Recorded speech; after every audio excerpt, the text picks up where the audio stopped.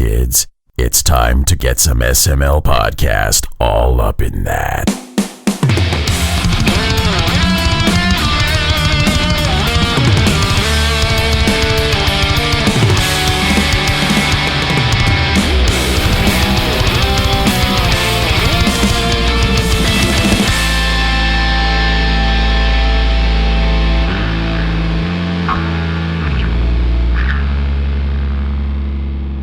What's up, everybody? This is the SML Podcast. I am your host, Joe. Joining as usual, Cole. How are you doing? I'm a lot more chipper now that I got a fancy new computer. Yeah, you did get a new computer. So happy. Are you jelly? I am you don't very have jelly. A fancy new computer. No, mine... You need to refitty your shitty compitty. I do need to refitty my shitty compitty, and we're getting there because Mr. Sinister just dropped 168 biddies in chat. He dropped 100 and then 68 individual biddies because, you know, got to fill that cup, right? So, George, yes. Take it away. Dropping bits! Do File it again. took There's forever. more. There are more biddies. Another, how many? 43 more bid. Oh, God, they're dropping so slow. Wet pancakes! They wouldn't be dropping slow on my computer. No, they wouldn't. Chris, are you watching in chat? I am not, no. I You should be watching. I just have the chat window up. Mm-hmm. Yeah, you should watch the stream. These biddies are falling so slow. Oh, my Lord. Breaking the computer. Oh, my Lord. My video is like all jittery now. I'm shocked. Oh, my God, this computer. So, Kris Huber, you're here. How are you doing? I've been much better, but I'm alive. So That sounds like somebody who doesn't have a new computer. Nope. No, I don't. That's horribly unfortunate. Yeah. Do you need Oh, Do you need biddies to refitty your shitty compitty? It needs a little bit of work, but I would rather biddies to fund existence. That would be nice. Oh yeah. Great. Existence is loaded right now. Existence is loaded. We got another 41 biddies from Mr. Sinister, though. He is in a drop-in mood tonight. Yes. Yeah, Dropping bits! I've obviously had a bunch of my shows canceled due to the virus shit, and I am down to very little. So, but I wanted to join and hang out and talk shit that's not that. Yeah, so let's talk shit that's not that. We are trying to take everybody's mind off of all the horrible shit going on in the world right now.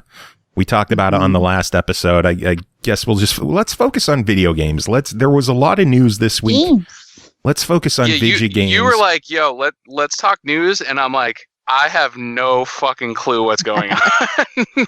That's how I usually am.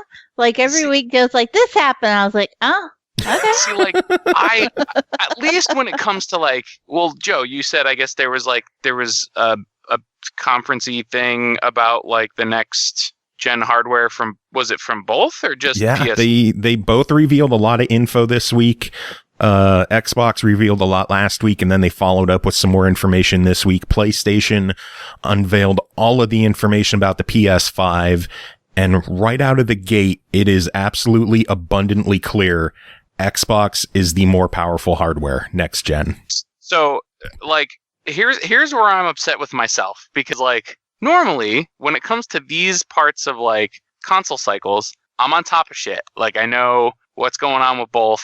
Like I'm normally in depth enough to know like the hardware specs and at least like have some sort of opinion going into this stuff. I am blind. So like I'm literally just going to be reacting to whatever you tell me. Like Mr. Sinister just gifted a sub to Latino Heat, so that's cool. Thank you, Mr. Sinister. And he asked for a new cup, so I refreshed the cup, and there's just a kitty cat in the cup now. We got a kitty. New cup. Hi, kitty. So, Chris, are you interested in hearing about the PS5 and the Series X? Yeah. I want to know whatever you got to tell me. Well, we'll start off with the CPU. In the Series X, it is an 8-core, 3.8 gigahertz custom Zen 2 CPU. The PS5. All right, now hold on. Is it like so? It's 8 threads, like 8 physical threads? Are they like? I'm reading it. I don't know about computers, Chris. You know that. Okay, I'm just reading what's on. I'm just like, what's on the see, this here. is why I'm upset with myself because like, because as soon as tell me what the other one is first. The PS5 is 8X Zen 2 at 3.5 gigahertz instead of 3.8. And then the Series X is 3.8 and then 3.6 gigahertz with SMT, whatever that is. So what I'm more curious about, like speeds are good, you know, like clock speeds are great, but like modern processors, like most modern processors, are either going to be able to do like multiple channels. So like I have an i7, it's a little bit older, 6700K, but like I think it's 6 channels, but like dual core, so it's technically 12. Like each core is essentially acting like 2. So I'm very curious to see if these are just like 8 single core or 8 dual core or 8 like quad core, because that's a thing too. Like I'm more curious about that, and then even just like the like more on the motherboard side, you could throttle it with like the front side bus speed of like the RAM and like all that kind of stuff. So like there's more to it than just being like it's whatever speed. You know? Yeah. Well, I only said the CPU. There's a lot of stats that we got to go through. The GPU, the GPU on the Series X is a consistent 12 teraflops, 52 CUs. I don't know what that is. What is CUs? I do not believe they are fucks. I don't remember. They're bits. They're computer 52 computer units, we'll call them. Yeah, there we go. Yep. 52 CUs at 1.825 gigahertz with a custom RDNA2 GPU, and then the PS5 is at max a 10.28 teraflop, 36 CUs at 2.23 gigahertz with a variable frequency.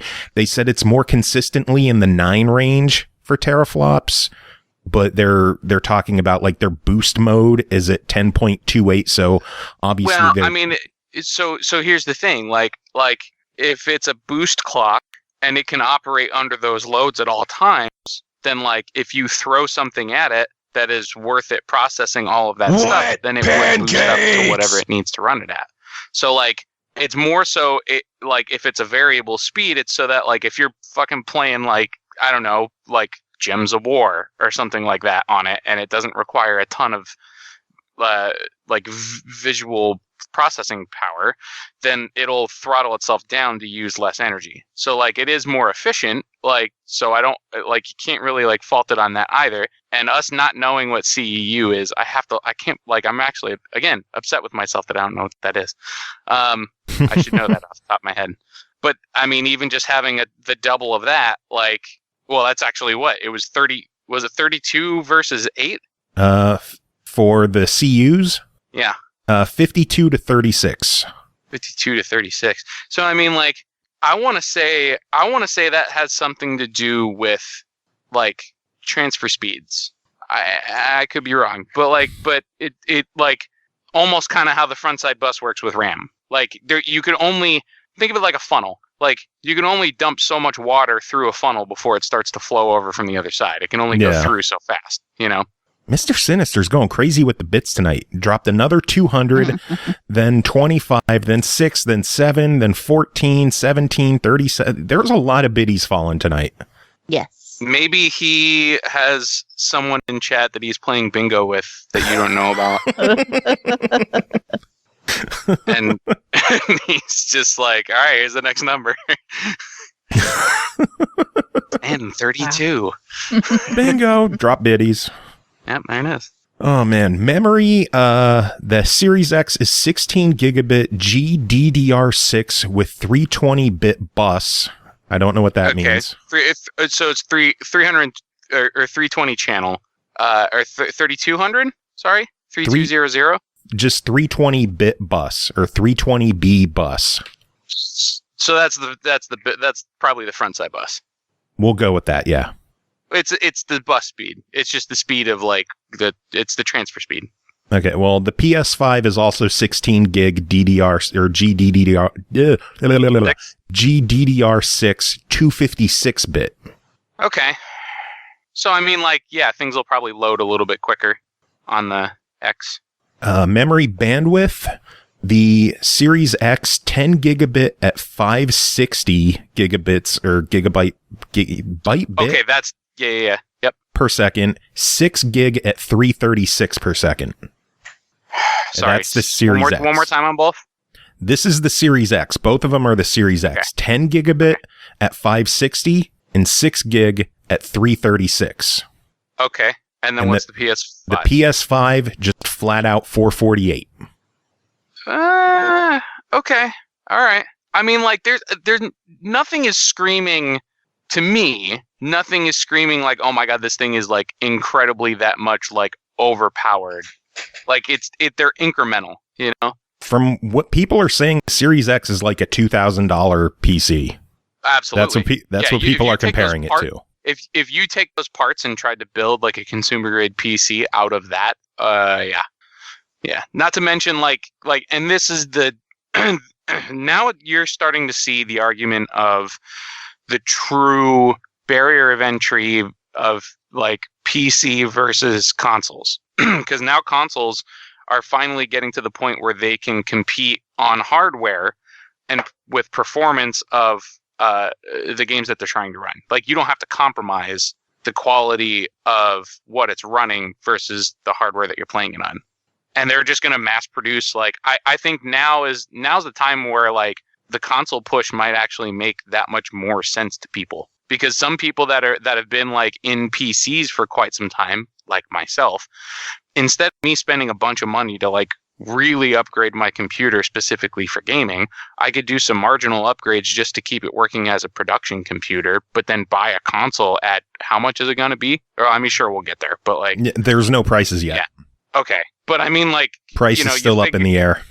You figure, like, you know, nobody's really going to buy a console for more than, I don't know, what do you think? Like $500-$600? I'm thinking like it's going to be $5, and I'm thinking the Series X is going to be $5, the PS5 is going to be $4. That's my guess. Yeah, probably something like that. And then I'm thinking Xbox will release a second, less powerful system to compete more with the PS5, while the Series X is going to be like its own upper tier god machine for consoles. Don't you feel like that's one of the reasons why Xbox did so poorly this past console cycle?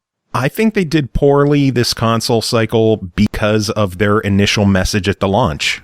Well, and yeah, I think, part of it, but I think like when it really comes down to it, is there's like still people today who think you can't play used games in an Xbox One. Well, yeah, but that's also the same people that like all they heard at the end of the day was PlayStation 4 is $100 cheaper. I'm gonna buy it. Yeah. That's it. Like that's all it is. Like at the end of the day, people still do, you know, especially console gamers, no offense, but like it's gonna really come down to, I just want something I want to play once in a while. This one's a little bit cheaper. The majority of the stuff that I'm gonna want to play is gonna probably be on both. I'm just gonna buy this. Like that. Like most people that I know that aren't really hardcore into games have that mentality, so they don't give a shit. Like you know what I mean? Yeah. Like my singer for the one band is like perplexed at the fact that he and I can now play like Fortnite, and he plays on his kid's Switch with like a little headset, and he's just like, man, I can't believe like we could like play on the same game, and you're on your computer and I'm on a Switch, and like we're talking to each other, and I'm like, dude, what fucking year is it? But that's the mentality of the people of the majority of the market of what they're trying to reach, right? So like at the end of the day, they're just gonna go, well, this is cheaper, fuck it, I'm just gonna grab this. Like maybe I'm wrong, but like I feel like that's one of the reasons why Microsoft did poorly this past cycle, just personally. Price was definitely a factor, and bundling it with the Kinect. Nobody wanted that shit. Like I did. I did. So here, hold on. I love my Kinect. Nobody wanted that shit because it's still not at the point that people really want to invest into it yet. Like, like everybody feels like they were kind of like bait and switched, because like what they were saying that they were going to eventually produce for it, or at least like develop into, they never developed into it. And it's not that Microsoft, like every company that was working on that kind of stuff at that time was fucking promising the world. Yeah. So I don't want to just point the blame at Microsoft when it comes to specifically the Kinect. It's more so where VR and augmented reality and motion controls were at that time, just in the market, right? Like, just look at it objectively from a business perspective. Like, everybody is like, well, we're sick of using fucking controllers. Like, what else can we do? Like, like the Wii was cool because at least the controllers, you could swing them around like an idiot. Like, that's like, what else can we do to appeal to that type of like punch your dog in the face while bowling? Right. Yeah, everyone's like, oh my God, it's fucking amazing. I've never had this type of real life interaction with my game before. So like, I still think that there's ways for that to go that I don't like. I would love to see some sort of thing like Kinect integrated into the X, but just less intrusively, I guess, maybe. I don't think we're going to see anything like the Kinect on the Series X. Not for a long time. Some of the functionality of it, though, right? Like, not like, take the camera out of it. Like, all of the audible, like almost Alexa-ish functionality. Sorry, everybody. Functionality that that has one of those. Integrating it in with the Kinect to just be like, go to this channel, or like, do this shit. Like I thought that stuff was cool every time that you used it, Joe. Like, because I really felt like that was something that was utilizing it to a thing that where it became more than just like a, hey, here's this like one niche piece of hardware that you need for like that game where you're trying to like stand in place and a moving wall is coming at you. Like, that's great. That's aside from that, like, I don't feel like anybody else was really like personally invested into it. So, but like, if they incorporated some of that kind of stuff into like, hey, you could do these commands with just like your headset and stuff, or there's which is how it is now. Well, I mean, you could see how much I use my Xbox. Like, yeah, but you can use your headset to control. I thought they removed the headset commands. No, you can still, because they got rid of Cortana. They set it to where you could use Cortana or Alexa. Well, they got rid of Cortana. Cortana's done. I'm talking about like their integrated like thing, because that's what Cortana was, right? There are still ways to use voice commands with the Xbox. I am like 927% sure. I can't wait to make a fool out of myself and be like that 3% wrong. No, I think there are still Alexa commands and something else, but Cortana's gone. It started with Cortana is why I brought that up, because that's when it kicked over that you could do use your headset. Because Studio would say, hey, Eternal, and it would bring up Cortana every fucking time because, Cajun accent. But we'll cough and it'll pop up in the corner. Cortana is no longer supported for some reason. It detects a cough as Cortana. It was never particularly the most effective thing. It was just a thing. But that's the thing. At least the concept of it, right? Like they were trying to incorporate more of like a, hey, make this thing your hub of like your home entertainment thing, which is honestly the whole reason why like I still have my Xbox. Like, I don't play the damn thing. I don't even have a TV anymore, but I keep it because like I know that down the road when I have like a different setup where I would have a TV thing, like I want to use that as the hub, like almost as like a media center-y kind of thing. I think the Xbox works really well for that. There's some of the downsides with the Series X, at least in my eyes. HDMI in is gone with the Series X. I'm really surprised they removed that. I'm very upset with that because I use the HDMI in for TV. This is a console that I wanted to get for the living room, but we're just going to leave our Xbox One X out in the living room, and I'll put the Series X in my office because we can't use it as a media hub anymore. They're stepping away from the media hub thing, which I kind of wish they would lean a little bit more into. I think the problem is that that's a case of listening to the uber hardcores, and they're a very vocal minority. Well, And I so think what it really they- comes down to is there's no return of investment of them developing that kind of stuff into it, because like eventually the people like I was talking about before are just going to go, well, I just want to fucking play a game. So just give me a disc and put like, you know what I mean? And I think that's the route they're going. They're just making a machine that's going to play games. And I'm sure we'll get like Netflix apps and movie apps and stuff like that. But just the fact that you can't hook up your cable to it anymore is a huge deal for Ashley and I, because we watch a lot of TV. We still use cable. We still have DirecTV, not cable. And we use our HDMI in, and the fact that they removed it from the Series X, that takes it from a living room machine that we would use constantly to just a gaming machine in my room that I'll use every now and then. I used to line in my Wii. Like, because I got one of those adapters to make it like converted over to like HDMI. Nice. So I just like, I would run that into the Xbox and then run that up to my TV, so I didn't have to use multiple inputs. When I bring the kids the Switch in here, I run it through the Xbox. So yeah. And then No Time for Games is mentioning something. I have seen 2 models of the Series X hardware, one with, one without an optical out port. I would assume that it would have an optical out. Like, but because the fact that like there's models or at least prototypes out there without an optical out worries a lot of people. There's a lot of headsets that rely on optical audio. Well, right. That's why I'm assuming that they would use that. If not, they would have some sort of way like, well, what, the ports, are there ports like USB-C or something like that? There are USB-C, yeah. Yeah, so you could essentially get like a USB-C optical converter kind of thing. They might do something like that even. Yeah, but that's stupid that you have to buy more hardware just to use stuff that you would have used on the 1X normally.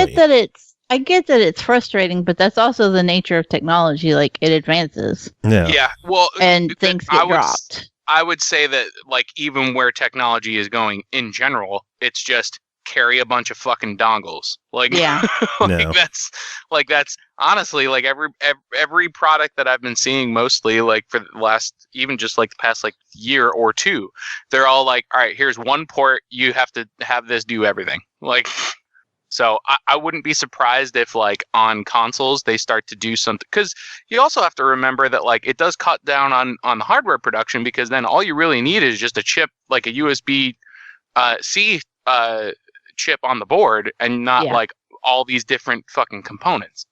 So break away like it's that a blessing part I get. and a curse. Right, yeah. Right. I don't know if my microphone is picking it up, but there's like a really loud truck or something outside. Yeah, it's probably only going to pick it up when I'm talking, because I don't think it's loud enough to trigger my microphone for the recording unless I'm talking, but hopefully they fucking go away soon. I mean, whatever. Dicks. More bad news, at least in my eyes, with the Series X and with the PS5 is storage space. The Series X is going to have the Series X has a 1 terabyte custom NVMe SSD. That's incredible. That's amazing. It's great, but it's small. Look how big games are. 1 terabyte's not going to last. Fast NVMe is? Yeah. No, you don't, because like your computer takes a while to even just like boot up. like my computer takes a while when Mr. Sinister drops 82 bits. Exactly. I've had to reset the cup like 4 times already this episode because Mr. Sinister is dropping bits nonstop in chat. NVMe, you could cold boot the system and be in like, I don't know, what's a game that probably takes a long time? Like a newer Assassin's Creed game, like probably fucking immediately. Like you would be in game. It took me under a minute to install Windows earlier today. Damn. NVMe drives are the shit. Like it was ridiculous. the fact that it's a terabyte is incredible, because most NVMe chips, like you're really only getting what, like 128 gigs, because it's normally just for an operating system. Or maybe like mine is 500 gig and it was $128. Right. Now it's starting to come down because like the RAM, even just like last year, RAM prices were absurd. Like even just getting like 16 gigs of like 3200, which is what I have in my computer.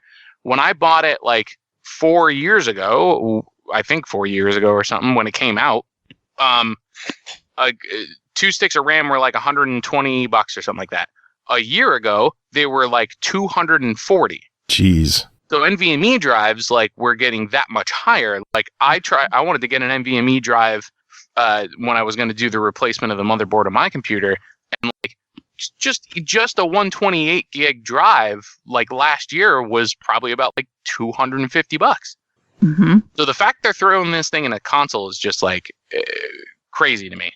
Like, but that's amazing. Like you dude, like if they're talking speeds of stuff, like they're not kidding. Like, is I/O throughput related to the storage? Throughput? Yeah. Wait, that's incredible. So throughput is kind of so it's like that would be your HDMI in. Like throughput is like if you're giving some sort of input output, like you could use it as a well, both machines have an I/O throughput listed, and they don't have HDMI ins. So I don't know what I/O throughput is. I'm not a computer guy, Chris. You know that. By the way, the PS5 has a custom 825 gig internal SSD. What an odd number. Yeah, seriously. That is a really weird number. And it's a custom one. The I/O throughput on the Series X is 2.4 gig per second raw and 4.8 gig compressed with custom hardware decompression block. Okay, so this is the speed of the drives. Data transfer speed. Yeah. Okay. The PS5 raw is 5.5 gig and typical compressed is 8 to 9 gig a second. That's how fast the PS5 is going to be. So it's going to be super quick storage-wise, but not nearly as powerful the rest of the way. So is theirs not NVMe as well, though? No, it's custom. So it's operating like an NVMe then. Yeah. Because those speeds comparative are pretty nuts. Now, for expandable storage, the PS5 does have an NVMe SSD slot in it. The Series X, this is where a lot of people are pissed. I like how I say Series X and my phone thinks I'm saying Siri. Uh-huh. So I gotta turn my phone off. But the Series X is going to be using proprietary 1 terabyte expansion cards. That's stupid. Yeah, we're back to memory cards. Seagate, while we're at it. A matter of time before somebody creates a third-party one. I would fucking hope so. Yeah, but they're licensed from Seagate. Like, is anybody going to be able to like beat Seagate's prices? Seagate's pretty much like the ones that are like normally making the ones that are always going on like Black Friday sales and shit like that. Yeah. Like, you just gotta wonder what a 1 terabyte expansion card is going to cost. A lot of people think it's going to be like $200 for a fucking memory card. No way. For a terabyte? No way. No. For proprietary? Seriously. No. Yeah, but even 150, still, like, 200 for a terabyte. No. Because it's basically, it matches the internal storage exactly. So it's NVMe. Yeah, but the prices of those could be dropping. And again, it's probably... You were just super impressed with a 1 terabyte internal, and now they have 1 terabyte expansion cards, and you're like, that's nothing. Well, right, but... Which are you impressed with 1 terabyte NVMe, or are you not impressed with 1 terabyte NVMe? I am impressed with I'm impressed with it. I just don't believe what the price people are saying is. I am impressed with it being 1 terabyte of NVMe internally out of the box. I'm not impressed with them shooting themselves in the foot saying you can only use this one thing. Oh, I agree. I think it's fucking stupid, and I think it's going to be expensive as fuck. I think we're going to be looking at 150 to 200 for a memory card.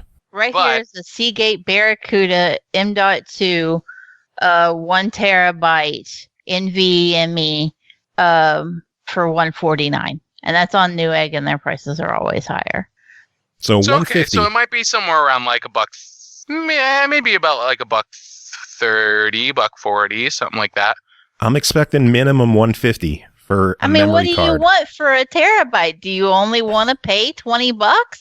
That's not going to happen. What I want to do is I want to be able to use a normal hard drive. I don't even have. You can use a normal hard drive. Not to play you games. This was a series. You can if it's backward compatible. I'm talking about Series X games. We're talking about Series X. You can't do it at all, and that's not true.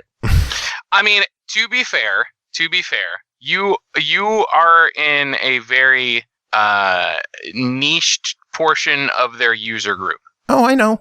99% of the people are not going to have enough games to fill up that 1 terabyte. Hell, Call of Duty is how big. Red Dead is how big.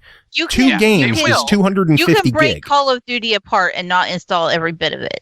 And how many people install every bit of it? Because that's idiots. This is probably why they were like putting in the stats the compression, like the speed of their compressed packets. Because what it'll probably do is it'll only keep like portions of the game installed on the main drive, and if you have like an external drive hooked up to it, it would only transfer over the parts that it needs for it to run smoothly off the primary drive from the secondary drive.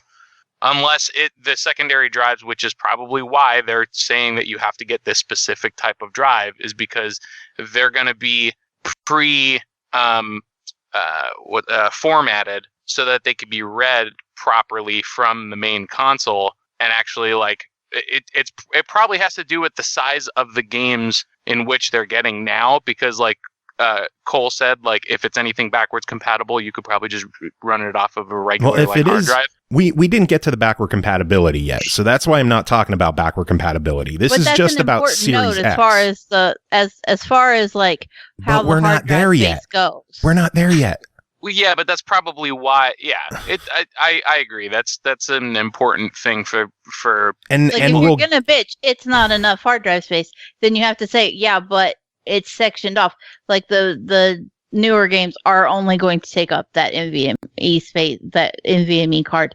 And even still, a lot of people can't, if you're not over a data limit or whatever, people like me download shit and uninstall it all the time. I have but over a lot of people do have games. data caps. I have over 1,000 games, and I only keep 10 to 15 installed at a time.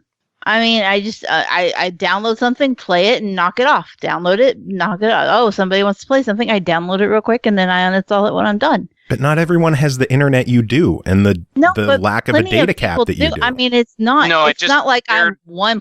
I mean, there's plenty of people who play that way. They're just trying to like they're trying to split the difference of their player base. Like, it's just what are the majority of the people in the user base doing? Because they probably have stats on all that shit. They're probably looking and seeing like, okay, most people are really only having like 4 or 5 games that they rotate between. So that's really only going to be X amount of space. So let's just make sure they have that and they're good.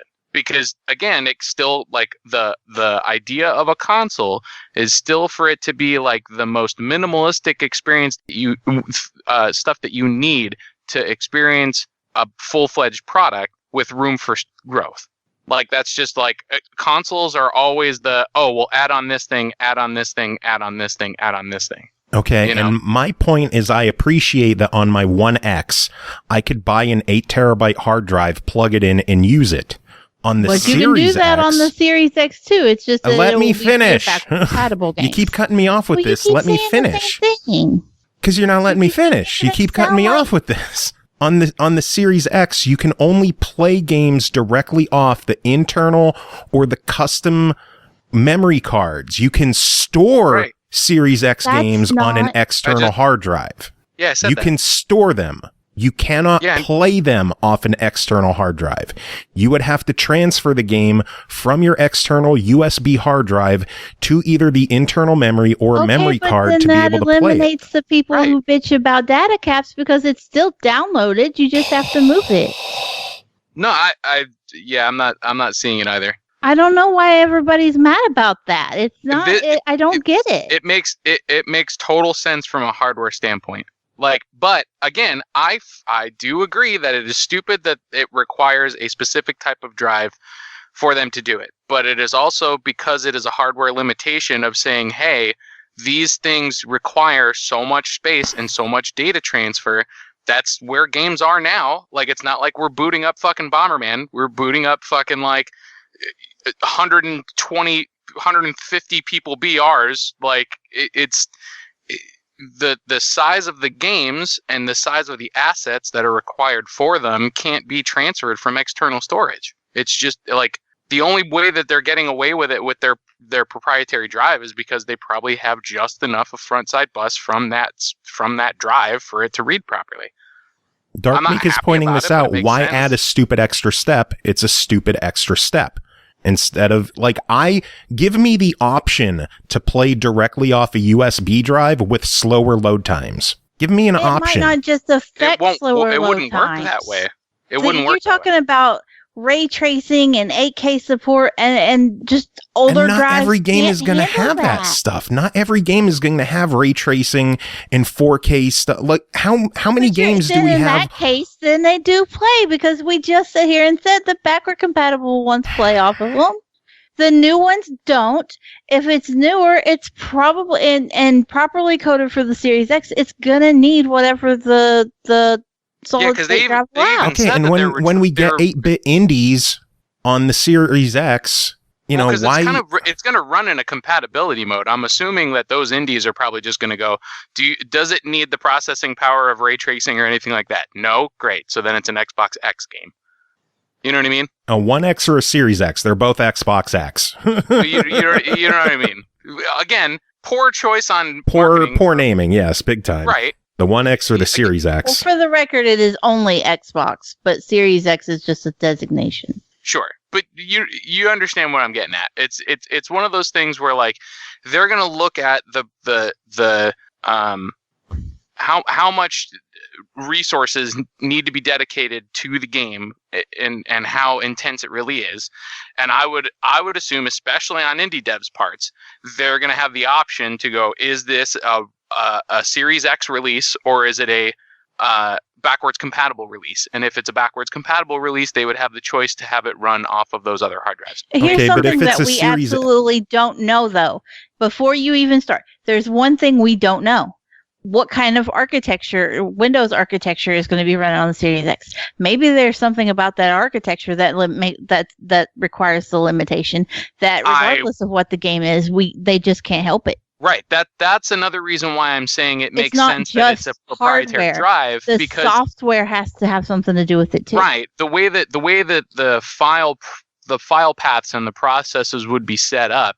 I just watched like a preview of what one of their newer, it's like Windows, I think it might actually be like Windows X.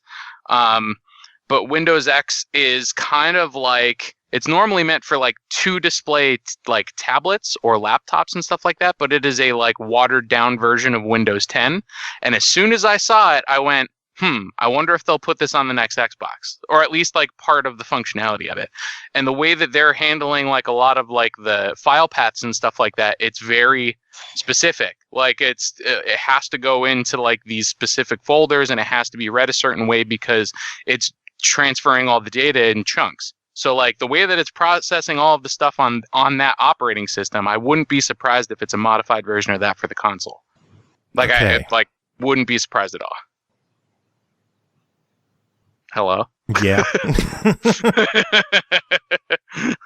I don't know what to say, because you guys are just making me feel like an asshole that I think 2 terabyte of storage is not enough. 1 terabyte internal and 1 terabyte expansion card. I don't feel that's enough. I don't feel it's anywhere near enough. And you guys are just telling me I'm an asshole for thinking that way. Well, it's not that simple. Like it comes down. To me, 1 terabyte internal is not enough. It's that simple. But it's not just a case of you only have 2 terabyte and then you're fucked. I mean, you can put any hard drive you want on it and put your backward compatible games on there, and you're fine. We're only talking about the newer games. I know. That's my point. 1 terabyte for all the new games is not enough. A new game is 160 gig. It's my biggest game on my hard drive right now is 160 gig. So even then, 200 gig. Let's say 200 gig for any new game that comes out for the Series X. Just to start off with, 200 gig. Okay. You can fit 4 5. games. Don't forget the 1 terabyte is not 1 terabyte. It's more like what, 860, something like that. I mean, I only have 1 Plus terabyte the on my home OS. PC. I only have 1 terabyte on my home PC with an operating system, and I've got like 20 AAA games on my computer right now. That's all I had on my old one, and I had a fuck ton of stuff on it. So, like, they're taking the average. Again, this is just the concept of consoles. They're taking the average user and going, this person has X amount of games. This is how much storage space is required for the average use case scenario. This is what it is. Like, and they're not gonna supersede that, because then it cuts in on how much it costs to produce one, and then for them to ultimately manufacture it. So, like, this is just again, this to me is just something that comes with using a console. Do I feel like it's their best way of handling it? No. Do I feel like it's the only way that they probably can handle it with the infrastructure of the console that they're putting out? Probably. And I don't, obviously I don't know how computers work. I don't know how consoles work. I'm a fucking moron when it comes to that stuff. But as a consumer and as a user, I can understand that the new Call of Duty and the new Red Dead and the new Grand Theft Auto, I'm going to need to play off of the internal with their custom hard drive and custom software and everything else. But when the new Ratalaika game comes out, that's an 8-bit retro game for the Series X, why, simple shit like that, why can't you play those off a USB? But you can. No, you can't. You can't play them off a USB. We don't know that for sure. They've confirmed again, you cannot that's play speculation. off a USB. They've confirmed you Unless it's cannot play backwards Series X compatible, games. Then But a Ratalaika game for Series X isn't a backward compatible game. That's a Ratalaika game for the Series X. That's an 8-bit retro game, a hypothetical. Do you think they're gonna port exclusively to the Series X? One a week. No, they're not. No, That's but like they yeah, port but them that's to everything. again, that it's has a hard drive. compatibility thing. They're not going to run it using the engines that are required for it to be a Series X game. Yes, it may launch while the Series X, and it may be like maybe if they're doing like a you can only get it on the Series X thing, but the requirements of the game will probably dictate whatever engine it's running on and whatever compatibility mode the console's going to run it in. I would be shocked if they were like, "Hey, we're gonna let you download the original Double Dragon or something like that on your fucking Series X, but you can only run it on a Series X." Like, it, no, people would essentially boycott their entire company. And Microsoft's, and I would assume that you would know this too, especially with how much you enjoy Microsoft's products, they're not that stupid. Like, that. They're not that dumb. Like, they're gonna run it in a compatibility mode. Unless it requires some sort of ray tracing or something that requires that newer hardware to be utilized to its full potential, I would be dumbfounded if they made it so that it was the other way around. Well, the current official word is no Series X games will run off a USB drive. That's the current word. None. So Series X games. Correct. Yes. At all. None. No matter what kind of game it is, no matter if it's a retro title or the newest thing in the world, if it's a Series X game, it will not run off a USB drive. It's possible they change that requirement in the future, but as of right now. Well, correct me if I'm wrong, but even from the E3 conference from last year, they said that there was going to be titles that they're releasing an Xbox version and then an Xbox Series X version. Mm-hmm. So it's very possible that, like, if you didn't feel like you needed to get the very most out of the games that you were buying, you could just buy the regular X versions and put them on your big ass hard drive and run them that way if you really wanted. Well, the Series X has smart delivery, so if you buy a game that's across both generations, it gives you automatically the more powerful one. Okay. I don't know. We'll see. There's still a lot of news. We're spending way too much time talking about the storage because we're not getting anywhere with this. Both consoles have a 4K Blu-ray drive, and then backward compatibility. This is where things get shitty for the PlayStation. Like, really shitty for PlayStation. I'm shocked. This is a direct quote from the PlayStation blog. Lastly, we're excited to confirm that the backwards compatibility features are working well. We recently took a look at the top 100 PS4 titles as ranked by playtime, and we're expecting almost all of them to be playable at launch on the PS5. So they're looking at having 100 games playable at launch on the PS5. Wait, so hold on. So, like, are we talking like, are they going to super sample them? It's just the same, like the same game is just working on the new console? Like what, like, you don't have to rebuy them? You just fucking pop them in and you're good? They're your PS4 games. Okay. Out of 100, PS4 and PS4 Pro games. So they are hoping to have most of the top 100 games working. Okay. Out of 4,000 games, they're hoping to have most of the top 100. That's all. Unless unless their wording is really fucking poor. Again, this comes down to the concept of a console. You're not going to remake and make sure that every single game works. You're just going to go to the top ones that people give a shit about. On the Series X, everything on the One X works. Everything. Well, yeah, because they're probably just running it the same way that they're doing the backwards compatibility. Like they did it, like they future-proofed themselves a little bit by building in like their own emulator of their own operating system into the next one. So like they don't have to worry about compatibility, and like they looked into that once they started doing the backwards compatibility on the X. So now they're like future-proofed moving forward, where I don't feel like PlayStation has put enough time into the infrastructure of like, because they're doing an emulator of their own software as well, but they're just not doing it well. Yeah. PlayStation is just emulating. I'm pretty sure the Series X just has the proper hardware requirements of the One X in the Series X to just natively run everything from the One X. Yeah, because think of it almost like compatibility mode on Windows. Like when I want to run Diablo 2, I don't run it in Windows 10 mode. I have to run it in like Windows 2000 or like something stupid like that. Like it runs the program as if it was running on a Windows 2000 computer, even though I'm not running it on Windows 2000. Yeah. If that makes sense. Yeah, but backward compatibility for PlayStation looks kind of shitty. Their graphic that they showed, it looked like it had a lot more room available on it to possibly add other consoles to it. So we'll see if they actually support their backward compatibility program or if they just, leave it out there to die. There's a lot of people pissed with PlayStation for the backward compatibility so far. I'm shocked. Like people are always mad at Sony for lack of backwards compatibility. Meanwhile, every single cycle. Yeah. Meanwhile, on the Series X, I could plug in my 8 terabyte hard drive and play all 2,800 of my games if I want. Right. But, which again, I do want to strongly that's what I love about the Series X is that I could play all my old stuff off a USB. It's just the new stuff I can't, which pisses me off. Well, again, that's a hardware limitation, so that makes sense.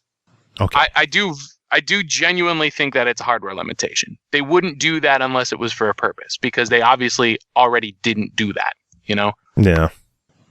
Oh, man. But yeah, those are the features of the PS5 and the Series X. As it stands now, the Series X is a hell of a lot more powerful. The backward compatibility program is a hell of a lot better. And despite some of the setbacks in my eyes in terms of storage space, HDMI in, optical out, those bother me, but I still think it's going to be the better of the two systems as long as it has the games. Even just going back to like usability of like hubs in a lot of newer like pieces of hardware and tech and stuff, I would not be surprised if there's just like a USB-C fucking HDMI in, HDMI out hub that you could get after the fact that would essentially like give you the same usability. Like I know of USB Type-C, like single USB Type-C hubs that like can do 2 HDMI, fucking like 5 USB ports, a SATA port, fucking like there's a lot of transfer speeds on a lot of those newer ports. So you'd be surprised how much you can actually get one of those to do. Well, it all comes down to what the Series X is going to support as well. Yeah, exactly.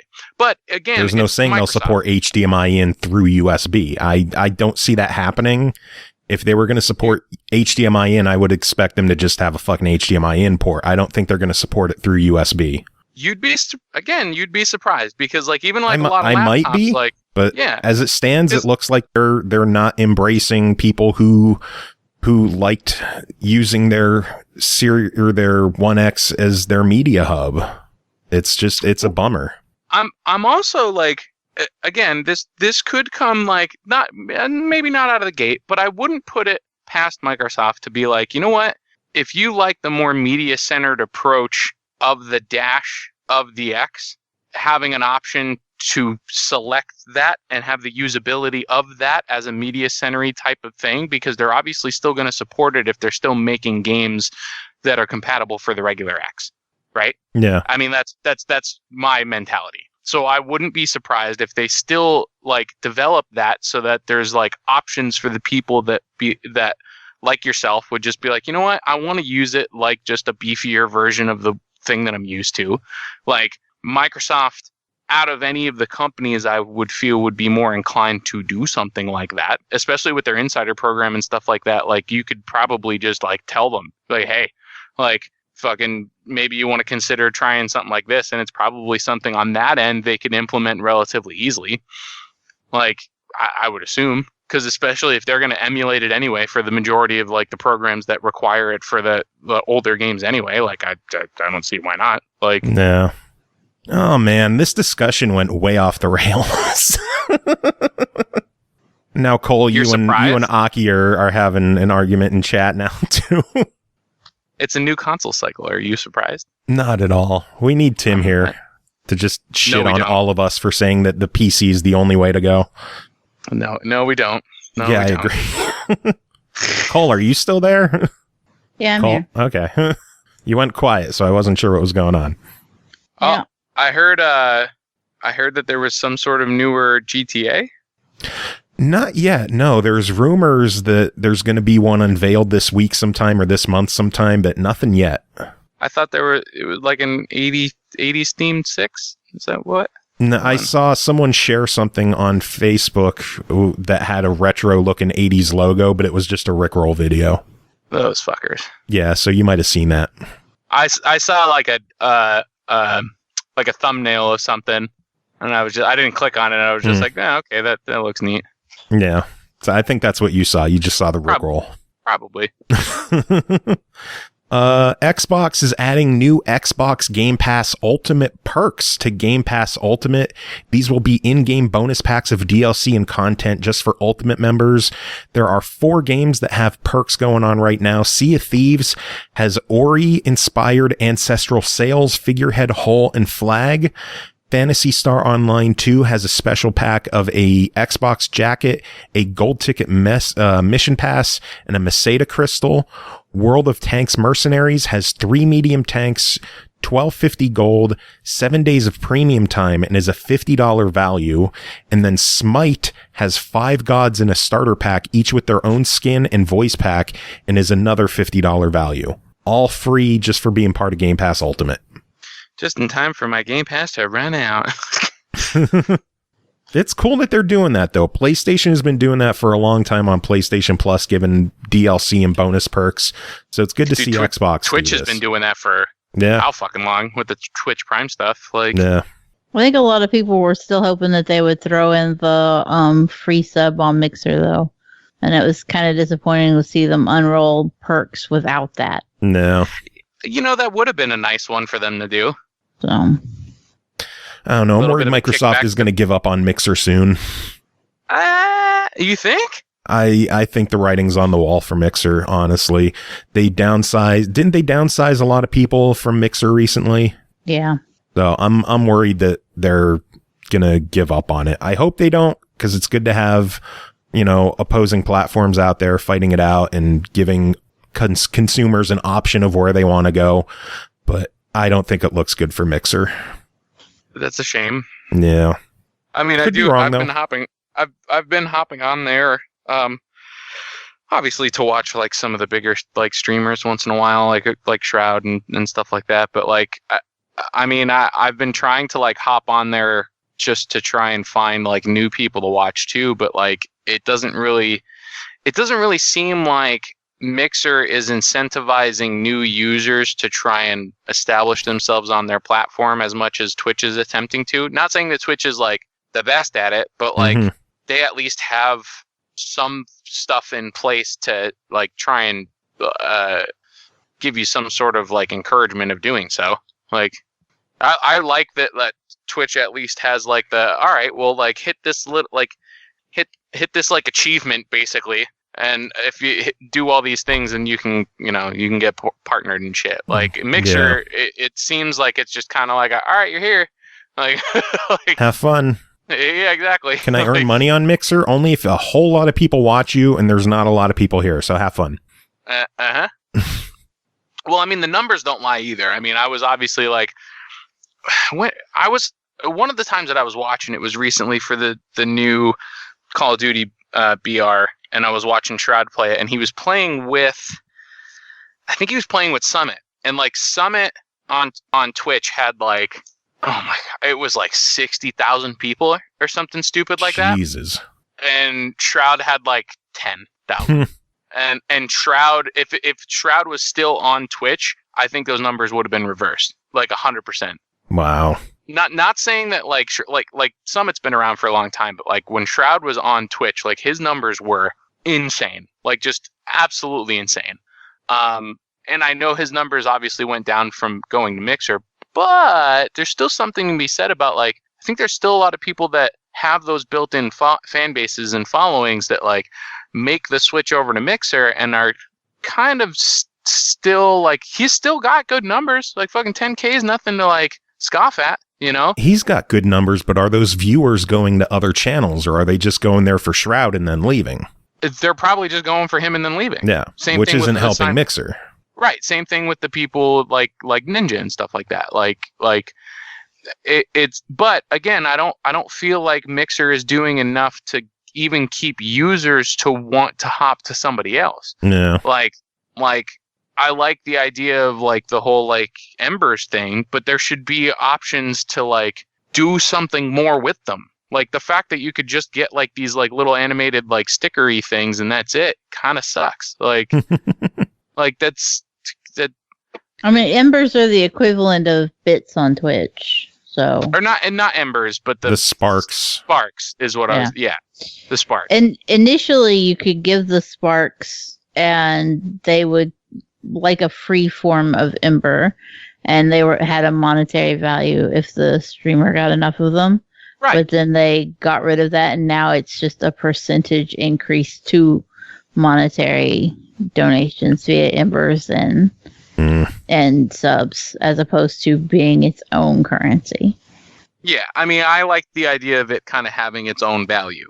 You know what I mean? Like, now, granted, like Twitch is kind of doing a similar thing. You could, everybody's kind of got it set up different, but like, you could earn these points by watching specific people, and then you could redeem those for like highlighting a message in chat, or like, you know, unlocking an emote if you're not a sub, or like, you know, like stuff like that. And there is, albeit is pretty basic, and I would say like almost mixery, but I have more confidence in Twitch developing that to something more than that. Whereas Mixer's been sitting on that kind of thing for how long now, and I don't feel like it's really changed much since like they implemented it. No, I don't know. I'm happy on Twitch, so. I mean, there's no doubt that Twitch has a lot more of like a communally kind of feel to the player bases and like the interactions between like the people in chat and stuff. Not to say that like Mixer doesn't feel like that either, but it almost feels a little more forced, if that makes any sense. It's almost like people feel inclined to be like, hey, we're going to make Mixer a great platform. Let's all be the great, you know what I mean? Like, and that's just not, like, it almost feels fake sometimes. Like, Like I'll go in and I'm like, maybe it's just the play or the player base, the viewer base of like each platform is just so different, and like the style of people that I guess that I watch on each platform is so different that like when I hop over to Mixer and I'm watching chat, it's just people being like, I don't know, it's not as active. It's only like things that are pertinent to specifically what had happened in the game at that very moment, and like nothing more than that. And then you go over to Twitch and it's like a fucking cesspool sometimes. But again, it probably just depends on the people that I'm watching. So it's I don't know. I guess you're the company that you keep, and I guess your Twitch viewer base and Mixer viewer base operates in a similar way. Maybe I'm wrong, but whatever. I don't know. Cole, I'm waiting for you to just ban Aki at this point. With you two arguing in chat. I haven't seen any of it. You're missing out, Chris. I don't have the chat up at all. See, now, not having the chat up, I feel freer to speak however I would want to speak anyway, and not influenced by whoever is in the chat and then taking them into consideration, because that's not what people are actually coming here to look for in commentary by a guest host, right? It's really just like, hey, you're here to like give your shit opinions, and then we could just call you out for your shit opinions, but you don't have to know about it. You're not just a guest here. You're family here. And now that you don't have shows, maybe you'll be here a lot more often. Because you ain't got shit else to do. Maybe, as long as I still have internet, because they're calling me a lot. Oh God. Yeah. No. Well. Yeah. And food. Yeah, food is good. So speaking of this whole shitty virus thing, what do you guys think of GameStop trying to claim that they are an essential retail business? They could try. They sure can try. And you know what really sucks though? I mean, honestly, like, I guess we could like talk about it a little bit, but like it's very upsetting to me that there's so many different companies, regardless of the industry that they're in, that they're more concerned about making sure that they still have profits coming in and not the betterment of their fellow man. It really pisses me off. That's fucked up. There's in such a crazy time, there is still so much greed in the world, and it is fucking disgusting. We need to get rid of all the greed in the world right now and focus on helping each other. And GameStop needs to close their goddamn doors and not worry about trying to make their fucking pre-order numbers for a month or two. Yeah. Well, you know exactly why they had to fucking like push that they're an essential business, because essentially their entire business probably would have fucking gone under had it not been for Doom and Animal Crossing. So like well, Animal Crossing got pushed back a little bit, didn't it? No. Or just some people's orders? Doom released a day early. Animal Crossing comes out tomorrow as planned. Orders may be delayed. I just saw somebody I know like their order got like pushed back a little bit. Yeah, my sister's worried because her order's coming from Best Buy and it said it shipped today, but I checked the shipping and it's just like still hasn't been picked up by UPS. Still says it's arriving tomorrow, but it doesn't have any tracking information, so I don't think it's going to show up tomorrow. Yeah, who knows? Yeah, I ended up going digital with Animal Crossing. I mean, I'm not going to be buying games for a while. I'm very jealous of anybody that gets to play Doom for the next foreseeable future. Well, come down on Monday and play it. That's when mine's supposed to show up. I can't go anywhere without gas. Or money to put in said gas tank. Dude, I've been stranded for like a week and a half. Jeez. Yeah, it sucks. We'll give you $20 for gas.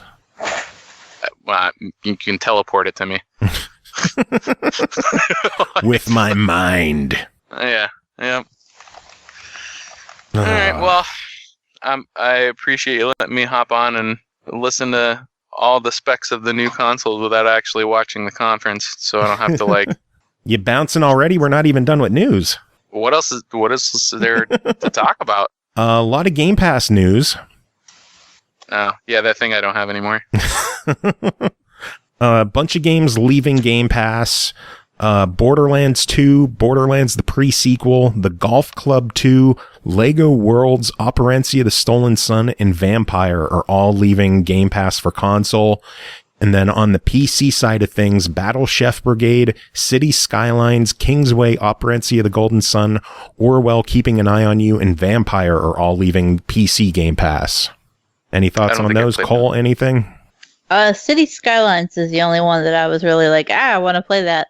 But then again, it comes and goes pretty frequently, so I'm not overwhelmingly shocked if it goes out before I get a chance to play it. It'll be like, well, it'll probably be back in 2 months. Yeah, I would assume so.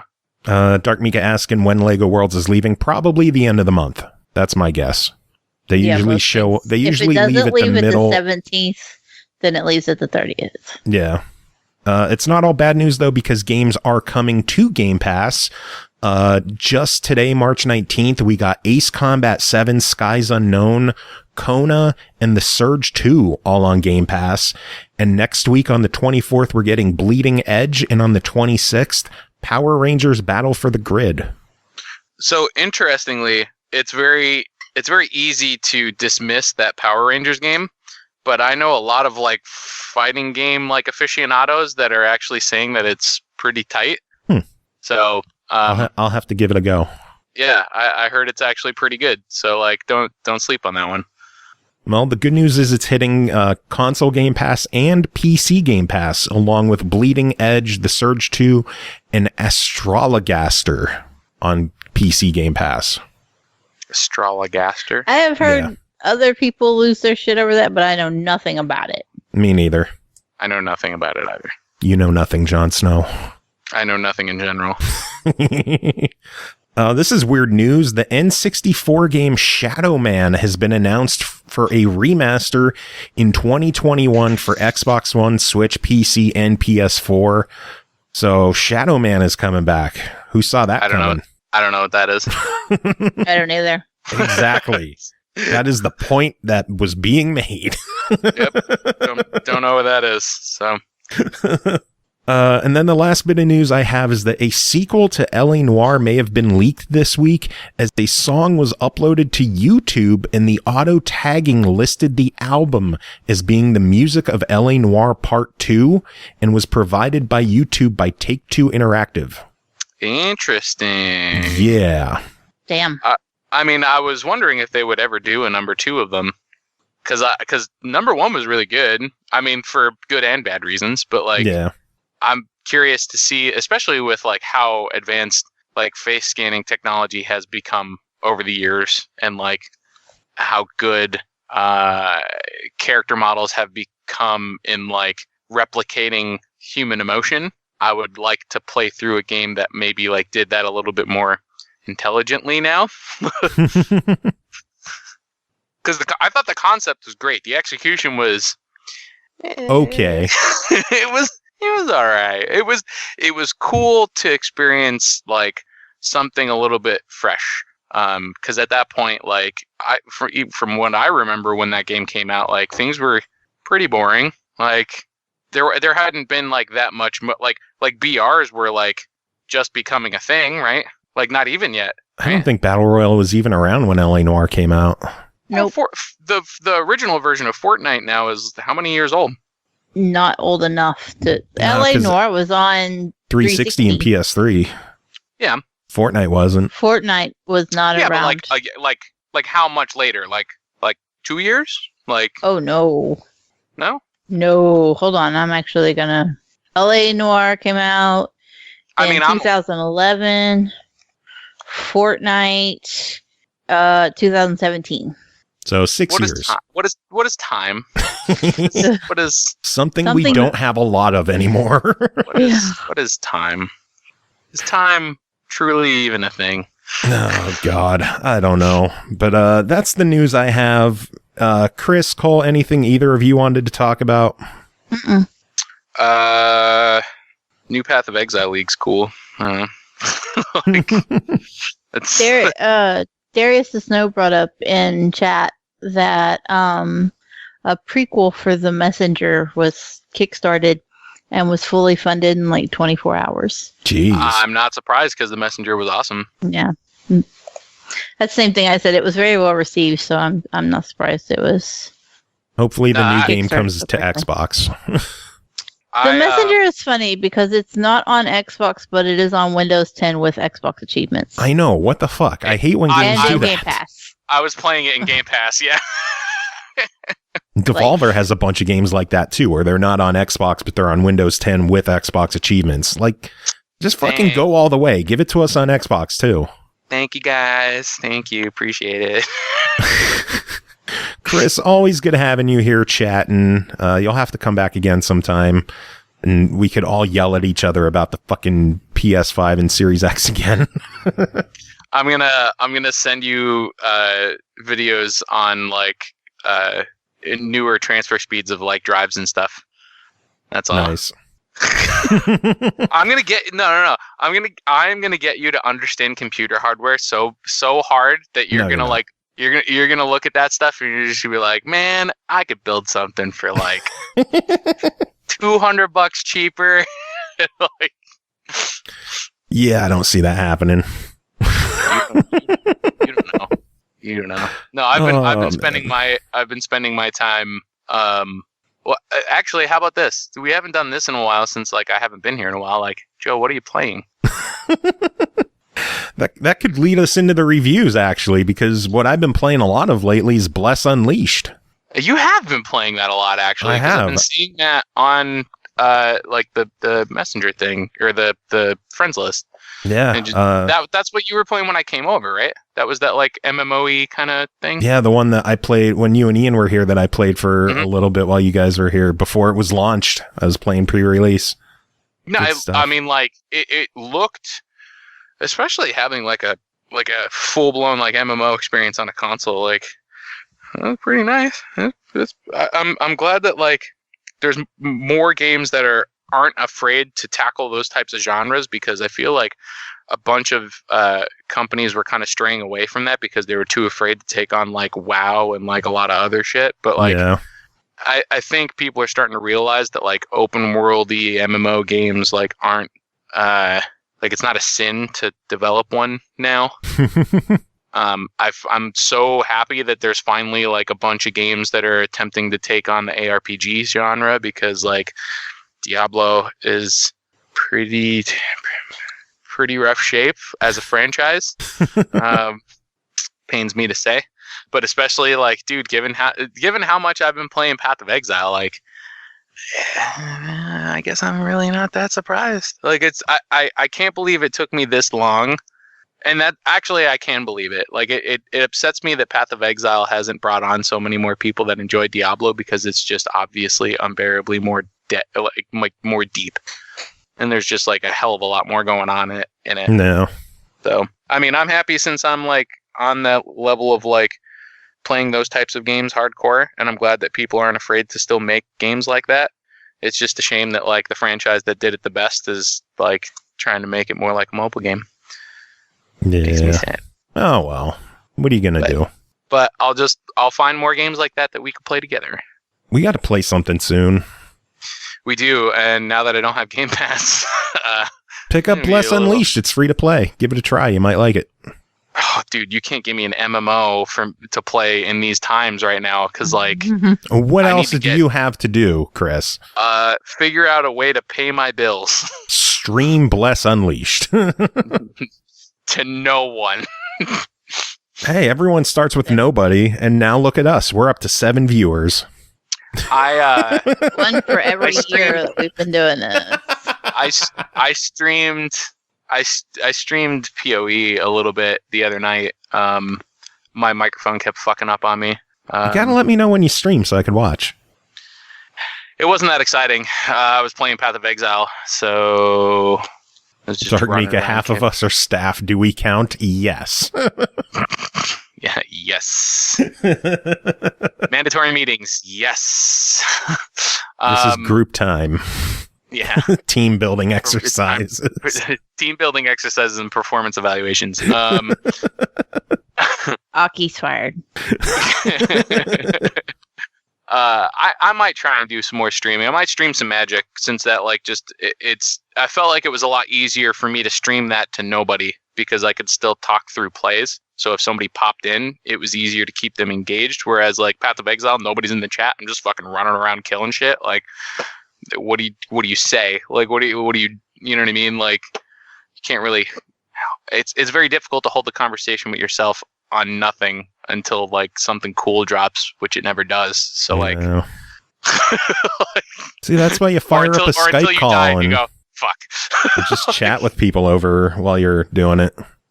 See, I need to just have like a built-in crew that I could just be like, yo, I'm gonna stream for a bit. You should come in and hang out.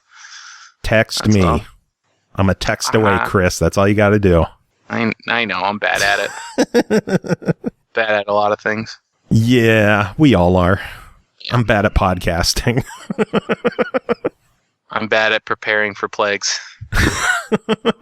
So are we. We all are. Yeah. Plagues are not kind to gig economies. Dude, it just sucked that much more for me, because like the first one that got canceled on me was like, we didn't even have any cases in the US yet. Wow. Like I haven't had a gig in like 3 weeks. The art gallery showing that I was preparing for the end of this month, it was canceled. So now I've got a whole bunch of framed artwork just chilling out here, costing money and not being sold. So I'm with you. I understand. Yeah. No, because the first one, it was at a casino, so I get it. It's like larger group, but like it was well before like there was any sort of like mandates or anything going on like in the States at all. And I was just like, what the fuck is this? Like, this Corona bullshit? Like nobody was even like talking. Like it was like right when people started talking about it. Like as soon as people started talking about it, then like that gig got canceled. And I'm like, what the fuck is this? Like, so I've been hurting for a bit now, and it just sucks because like I guess from what I understand with the stimulus package that they're proposing, I'm not sure the channels that are necessary that it's needed to prove that you can like acquire one of those said checks, but like everything that I've been attempting to do as like a freelancer has been very difficult. Even just when it comes to like health insurance and all that kind of stuff, because like I could show them like pay stubs until I'm blue in the face, until it says that like I work for XX company. They don't give a shit. Like, so. Yeah. Same boat. I know. I'm sorry. Yeah. So I'm just gonna play some games and try not to think about it for a little bit. So. Yeah, that's all we can do. Yep. Just ride it out. Just keep doing this dumb show and hope we could take people's minds off of reality for an hour or two at a time, or 2.5 hours, 3 hours, whatever. Well, dude, I tell you what, man, like I value every single minute that I can have as a distraction. So I really appreciate it. Awesome. Well, it was good having you here, Chris. We'll let you get going. All right, man. It was nice to hear from you. Let's play something soon. We shall. All right, bye, guys. Bye. See ya. Well, Cole, you ready to do some reviews? Yep, let's knock it out. We started to do it, but our next installment of Bless ML Unleashed, Bless Unleashed, developed by NeoWiz Round 8 Studio, published by Bandai Namco, released as a free-to-play game on Xbox One March 12th. Journey across a vibrant, persistent world to take on and survive vicious, lethal monsters that inhabit this untamed landscape.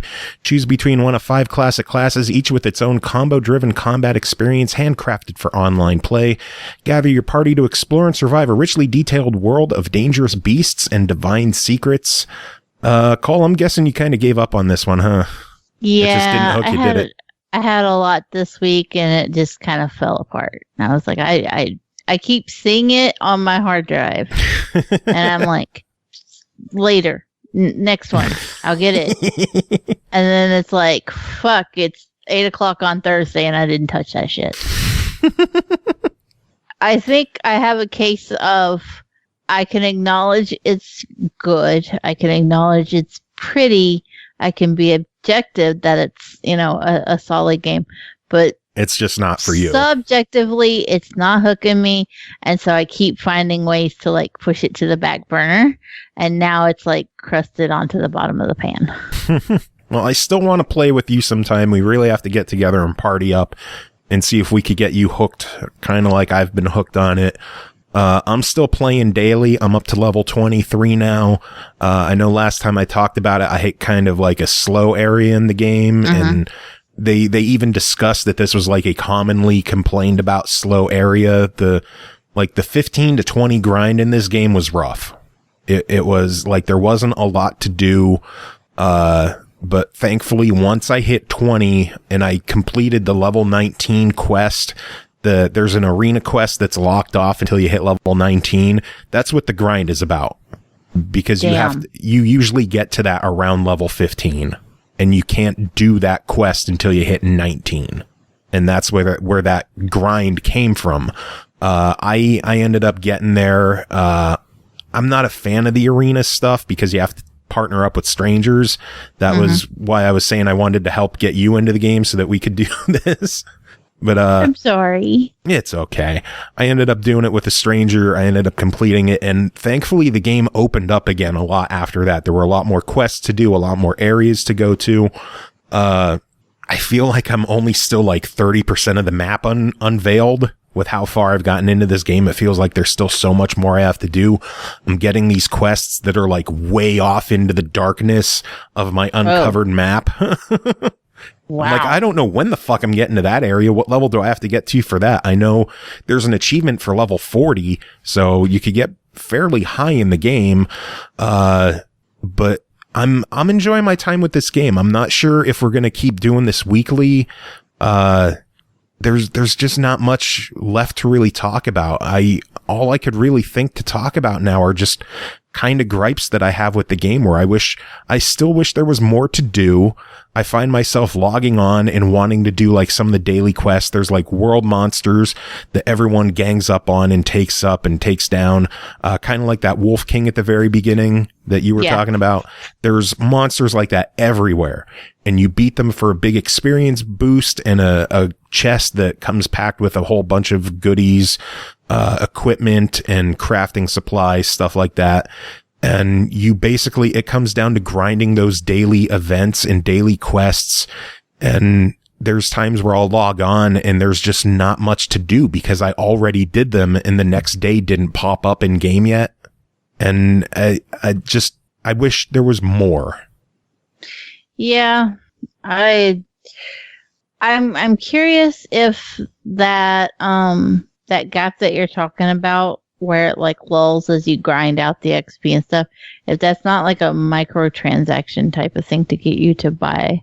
I don't think it is, because there's like the boosts really don't affect that much in the game. Like there's a lot of the cosmetics are basically, or a lot of the microtransactions are pretty much cosmetics. Cosmetic. Yeah. They do sell like a reputation booster, an experience booster, but they're not required at all, and they really don't do that much for you in the long run. Like you can earn experience scrolls in the game. I have a couple now that it's like boost experience for 3 hours. I'm like, well, I don't want to use it until I know I'm going to sit down for a couple hours to play this. Because it's not one of those situations where it's only active when you're playing. I have no clue. I didn't try it, so I didn't want to try it, use it, and then log off, log back in, and it's gone. Yeah, that's how it is on Elder Scrolls. Is that you use it and it's gone, whether you're there or not. Yeah. But there are other games like Call of Duty has some that you can get some tokens, and they're only effective while you're actually in a game. Yeah, that's how it should be. Yeah, but I can understand why even like if you're sitting on a menu screen on Call of Duty, it doesn't count against you. It's only when you're actively in a match. That's definitely good. The other real big complaint I could think of with Bless is the weapon and equipment upgrade system. I think I went over this before, where they have enhancement people that you talk to that can improve your equipment. They have a common enhancer and a master enhancer. If you go to enhance your item, there's a chance it could fail. Yeah. And I'm pretty sure I talked about this with the repair kits that are absurdly priced on the marketplace. I'm getting really fucking frustrated with how frequently enhancements fail for me. Even with the master enhancer, thankfully you can't break an item with the master enhancer. You could just fail. But even if it's a fail, you wasted all those star seeds and all your ancient cores trying to upgrade this, and you went nowhere with it. And it happens way too frequently. I had enough to upgrade something like 4 times and it failed twice on a master enhancer. That shit shouldn't happen. Yeah. Not when I'm dropping that much currency. Yeah, there should be a point where it's just like, no, this is 100% going to work. Yeah, and that's part of the grind is you got to grind these daily quests to get equipment to break down so you could get ancient cores so that you could upgrade your equipment so that you can do more in the game, because, you know, the game comes down to a gear score and how prepared you are for the area that you're in. And, you know, if you're not high enough leveled, or if you're not powered enough, like if I try to take on an enemy has a red gear score level, I automatically lose 60% of my damage. Wow. Yeah, 60%. So trying to kill enemies like that is damn near impossible. And, you know, it comes down to just grinding and improving your stuff. And how frequently it fails when you're trying to upgrade your stuff is just frustrating. Darius the Snow. So the message is play Ori over Bless Unleashed. Yeah, probably. Yes. Yeah. Did you miss last week? Was it when I was like, play nothing but Ori ever? Play Ori. Yeah.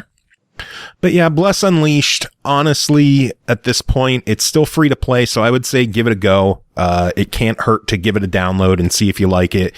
At the worst, you won't enjoy it and you'll have a game on your hard drive that, you know, whatever. You have achievements that it's on your gamer tag and you can't get all the achievements because you quit, and tough shit. If achievements are that big of a deal to you, don't start the game. Next game to talk about is called Neon City Riders, developed by Mecha Studios, published by Bromeo, released March 12th on Xbox One, Switch, PS4, and Steam for $19.99. Explore a decaying futuristic city in search of items, superpowers, and companions to free all the turfs of the evil gangs and unite their people again. Cole, tell us about Neon City Riders. So I had a lot of hope for Neon City Riders. It was a really promising premise. You got an open world, you can explore. It's kind of cyberpunky. It's a little dystopian. It's a grungy, nasty ass cityscape. You got a hero who dons a hockey mask. Like, there's not a lot to be mad at. But the game dives so head over heels in trying to be nostalgic that it kind of kicks itself in its own ass. And that is where I found myself really disappointed with Neon City Riders. I want to point out too that when you load up a game called Neon City Riders, you're going to expect maybe some flashing lights or some vibrant colors. It's going to be a little cyberpunky after all, right? Mm-hmm. Every dialogue box flashes, and there is no way to turn it off. Yeah, there is an epilepsy warning at the beginning of the game, and they need to stress it a bit more, because there's a lot of flashing in this game. And there were times where I was like, I'm going to puke. This is apparently a thing I've had trouble with the last few years, and it's getting increasingly either my tolerance for this shit is getting worse, or games are just really cranking it to 11 lately.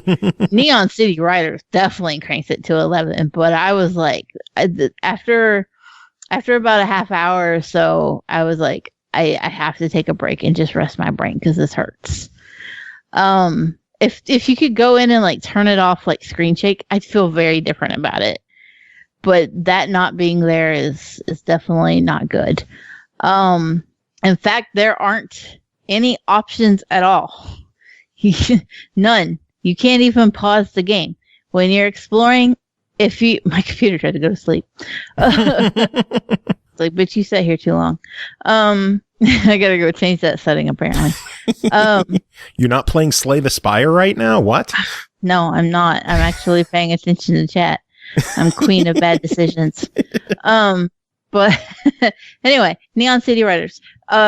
You can't even pause the game. So if you find yourself in a position where like you just need to stop to go piss, you better find somewhere relatively safe to just stand. You can't pause. Nothing happens. Like you can smash those buttons till your fingers fall off. They don't care. And then I also lost my notes because I had to shake the mouse. So if you can get past the flashing, if you can get past the fact that you can't fucking pause to go pee, then I have one other pretty severe complaint about the game. I have a shit for sense of self-direction or sense of direction. I just can't. I'm very dependent on games saying, even when you can explore, saying, hey, at least try to go that way sometime. Or at least giving you some kind of hint that you can kind of sleuth out the way you're supposed to go. Neon City Riders literally has a running joke about the NPCs telling you conflicting information. So there is a whole lot of back and forth, just because you simply don't know where else the fuck you can even go. My biggest complaint about that is that, look, I have hand fatigue, guys. I get tired, okay? My body hurts. I'm old and I'm bitchy. And I get that people love nostalgic retro pixel art games that just remind them of the 80s and 90s. And that's great. I get it. I chuckled at some of the references too. But we're old now. And my hands get fatigued when I have to go back and forth, back and forth, back and forth. Just let me go one way, explore it, and then go another way and explore it. I was literally going, okay, I can go anywhere. And the game's very much like, go anywhere, have fun, bye. And you're like, cool, see ya, I'm going left. And then you go left and you're just standing there and you're like, I can't go anywhere. I've hit a dead end. So then you go back right, and it's like, congratulations, you went right. You found a pen, which is the way you get power-ups, which is really adorable, honestly. But it's like, now you can dash. And I'm like, well, that fucking took long enough. Now you can dash through boxes. Great. Oh, the boxes were all the way the other side. Yeah, there's... Oh, man. Fuck me. just, I don't know. I'm salty about it because in my head it's bad level design, you know? Yeah. And it wouldn't be so hard if it wasn't so like brutally difficult right off the bat. Yeah. Like this game doesn't fuck around with how quickly it's challenging you to like running through, slamming doors and rotating fire wands that are going to take you out in one hit. Oh yeah, and you got to get through this immediately. And to add a little insult to injury to that, the save system is literally you punch a punching bag. Yeah. Now you can die and there's checkpoints and you'll come back and that's fine, but your actual save system is you better fucking hit that punching bag, and those punching bags are very unevenly spaced.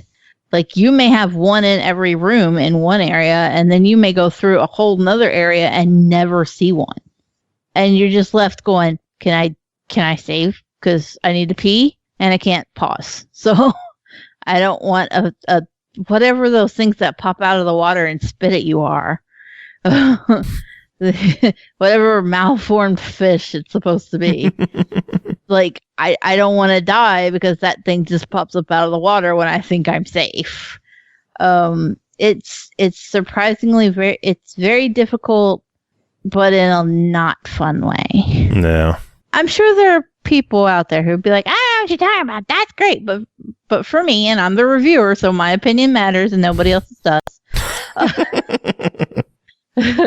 That's just, it seems like an artificial way to pad the game to make it more than it is. No. And for me, it just led to me losing interest. As far as actual gameplay, it's very repetitive. A lot of the puzzle solutions is just flipping switches. You get lost. You find an NPC who has what you need. You flip some more switches. You get lost, and then you just keep doing it. Lather, rinse, repeat. So it was really hard for me to like stay into the game because it was just. It was like the game didn't want you to static. stay into it. Yeah, it was like, well, you found a pin. Good job. Now get fucked. And I was like, okay, consider myself fucked. I'm going to go play something. Oh, man. Well, overall, $20 on this one. What are you thinking? I'm going to give it a very low hesitant try it. I think there are people that are really going to enjoy Neon City Riders.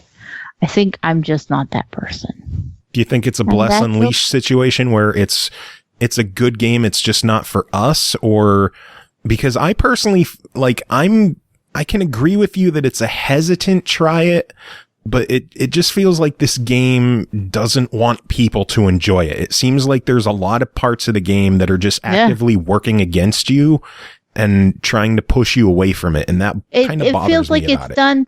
It feels like it's done in the vein of, well, we didn't have games that held our hands back in the day. And it's like, yeah, but that was also a problem and not a perk. Yeah. It wants to gloss over the problems of games from our generation and try to make them a nostalgic joy as opposed to being the problematic limitations that they actually were. Yeah. And it's not like we hate hard games because, I played Ori.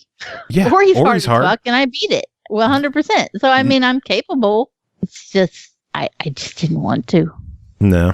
And speaking of hard games, the next one to talk about is called Exit the Gungeon, developed by Dodge Roll, published by Devolver Digital, released March 17th on Switch and Steam for $9.99. Exit the Gungeon is a bullet hell dungeon climber immediately following the adventures of the misfit Gungeoneers in their journey for personal absolution in Enter the Gungeon. Cole, they're getting the hell out of the dungeon, the Gungeon. What do you think of this one?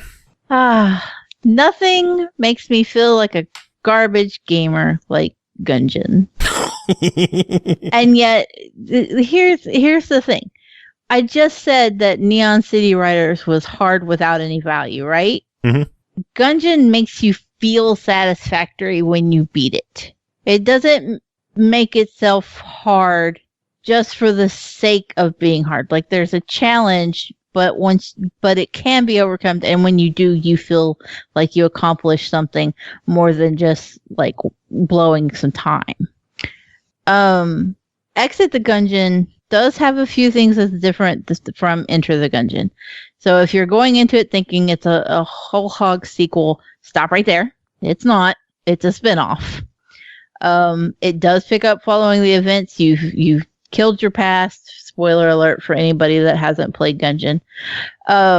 You've killed your past. Your Gungeoneers have wreaked havoc on the Gungeon, and now it's falling apart around them, and they got to get the fuck out of it.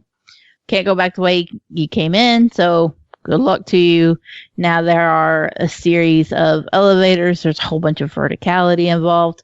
It's a really neat, unique twist on Gungeon.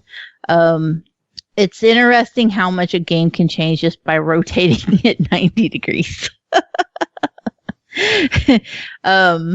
And I keep thinking that you have like hung up because No, I'm here. It's Twitch is being wonky, and so I keep thinking that it's gone. Everything died because Twitch died. Click. Yeah. Hello? Hello? I'm so alone. But it's amazing how much that you can change up a game just by rotating it a little bit.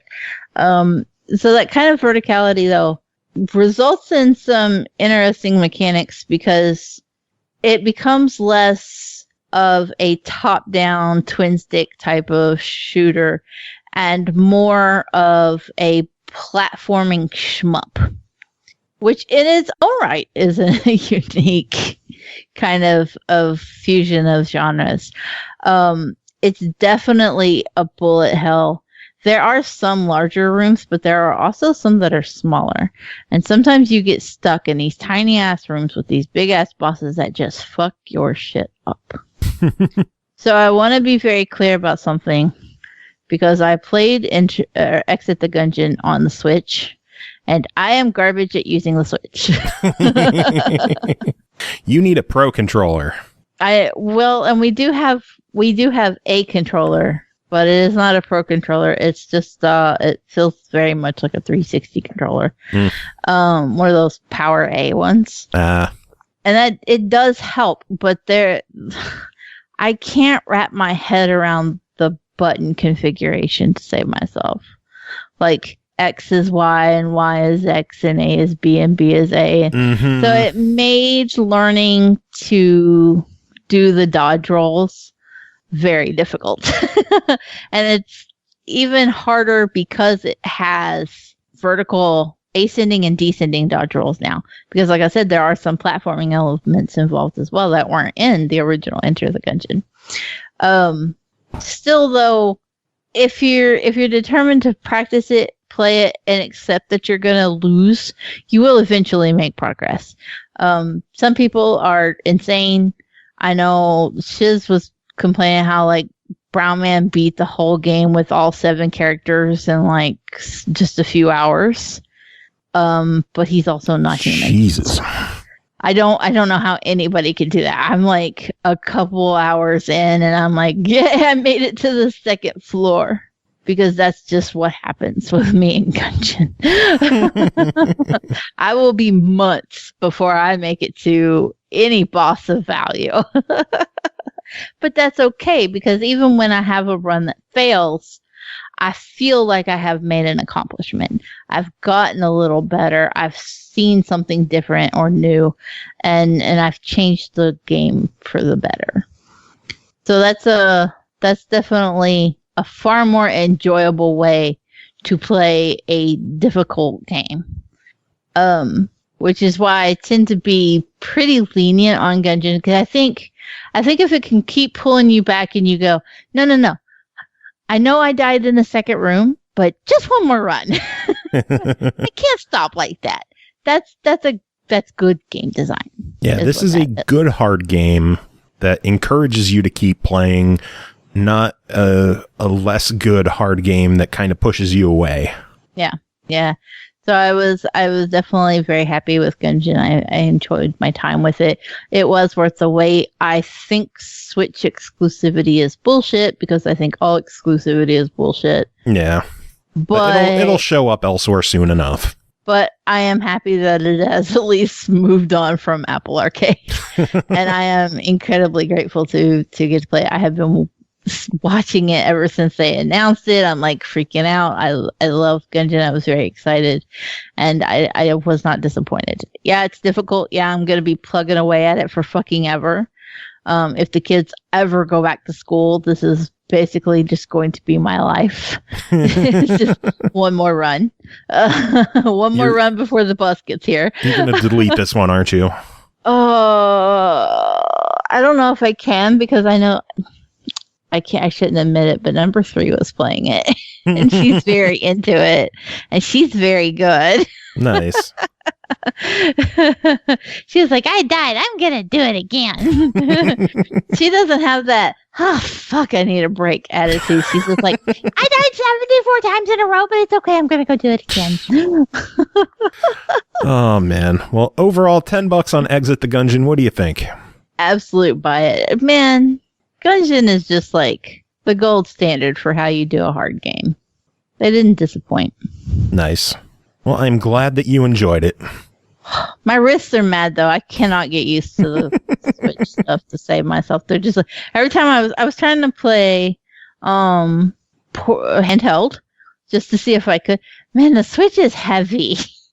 And like 15 minutes of fighting with the joy thingies and holding the Switch, I was like, this sucks. Dock it to the TV for me. Because I can't figure out how to use the Switch, and I'm like a grandma, and I just holler at number 1 to do it for me. Oh God. I'm like, I don't know. It's not that hard to use. Jesus, woman. Smashing it down on the dock going, I don't know how this works. Just hook it to the TV. Okay, Grandma. I know. Next game to talk about is called Ritual Crown of Horns, developed by Draw Distance, published by Feardemic, released March 13th on Xbox One and PS4 for $19.99. Ritual Crown of Horns is a skill-based game where split-second decisions and planning are on the go are more powerful than button mashing and throwing yourself mindlessly at enemies. Cole, what is Ritual? Holy fuck. So, Ritual kind of plays like a horde game. The premise is you are kind of like a mercenary who has been sent by the government to hunt this witch. And when you get there and you are about to kill the witch, the government sends other mercenaries to come kill you. So you don't actually kill the witch because the government betrays you. But the witch does what witches do. And she brings you back. And she says, they were going to kill me. They did kill you. How about we work together and we go kill them? It's pretty simple plot line, but it plays out very well. I was not disappointed. Normally I can be a little pissy about games that will have a sprite, but then use like a portrait for the dialogue. Because a lot of times those don't match up. and I'm nitpicky enough to be like, that's not what your character model looks like. Do it right. Artist It reminds me of a picture I saw on Facebook recently of Castlevania Symphony of the Night. I saw that. And then I was like, ah! It's like, why does your sprite have short hair, but your picture has long hair? It's like, what the fuck? It gets me. I can't stand it. Just be consistent with your characters. Anyway, so I'm very happy to report I didn't have that problem with the Ritual. I was like, yeah, everything looks good and it's very solid. I was really digging the art style. Everything is just dark and moody and kind of muddy, blood red, brown, and I'm like, yeah, I'm down for this. This is awesome. When you're actually in a level, before you start a level, you're presented with a map, and you actually get to choose your path and where you're going to go, and you get to see what your rewards are going to be for each area that you go to. When you start a level, it plays out that the witch is sort of in a trance and casting a spell. So sometimes she'll be out in the open in like the woods, sometimes she's in a building. She will be surrounded by barriers. And then the cultists will come in as a horde mode, essentially. And it's your job to run like fuck around the entire map and keep them cleared out so that they don't get into the witch's area and damage her. Once your witch is destroyed, then it's game over and you have to start the level again. Mm-hmm. So you want to be super careful with that. That said, there are a few quirks. When you offered this game to me on Steam, that just tore something apart. When you offered this game to me on Steam, there was a note that said that when you were aiming, they couldn't call it a twin stick because when you were aiming, you couldn't move. And that was one of the things that pulled me away from it. I was like, it looks super cool, but I'm not sure I could get on board with playing like that. That's not how it plays on Xbox, oddly enough. I don't know if maybe they patched it somewhere in between and they changed it because other people probably had the same attitude I did. But playing it on Xbox, you can actually move. Your movement is slowed if you're aiming, which is reasonable. And the souls that you collect from destroying the cultists, they don't come to you as quickly. So if you can't just like spam the aim because you need those souls to come to you so that you can cast spells to help protect you and the witch. So if you find yourself down, like you have a spell that costs 15 souls, but you only have 12, your other ones are just floating around lagging behind because you're holding down your aim and rather than like letting go and giving yourself a moment. So you have to be kind of thoughtful with like who you're aiming at, for how long, what weapon you're aiming with. You start off with nothing more than a pistol. you do eventually unlock a shotgun, and if you, I think it's the God of Guns. Oddly enough, you literally go in and shoot up a church. Oh God! Yeah. I mean, it's a church of cultists. Oh, but well, that's fine then. It's a little different. It's not like a something that most Americans would get their bloomers twisted over. But they're literally cultists who worship the God of Guns. And you have to go kill them so that you can get the God of Guns to join your team. And then I'm pretty sure he gives you the crossbow, oddly enough. The crossbow is the best weapon in the game. I don't care what else I unlocked. I was like, fuck it, it's not the crossbow. Because if you have a map where there's like these long sight lines, you can shoot one crossbow bolt and take out 8 to 10 enemies. It just shoot through them all one shot. And then if you have, sometimes power-ups will drop while you're in these levels. So you can get hellacious speed, which lets you run around faster, obviously. But you can also get instant reload. So if you have the crossbow equipped with instant reload and you're just like letting them line up through these choke points and just dropping them, it's so satisfactory. Like, you should not be able to enjoy that as much as I was. But every time I did it, I was like, fuck yeah, get fucked.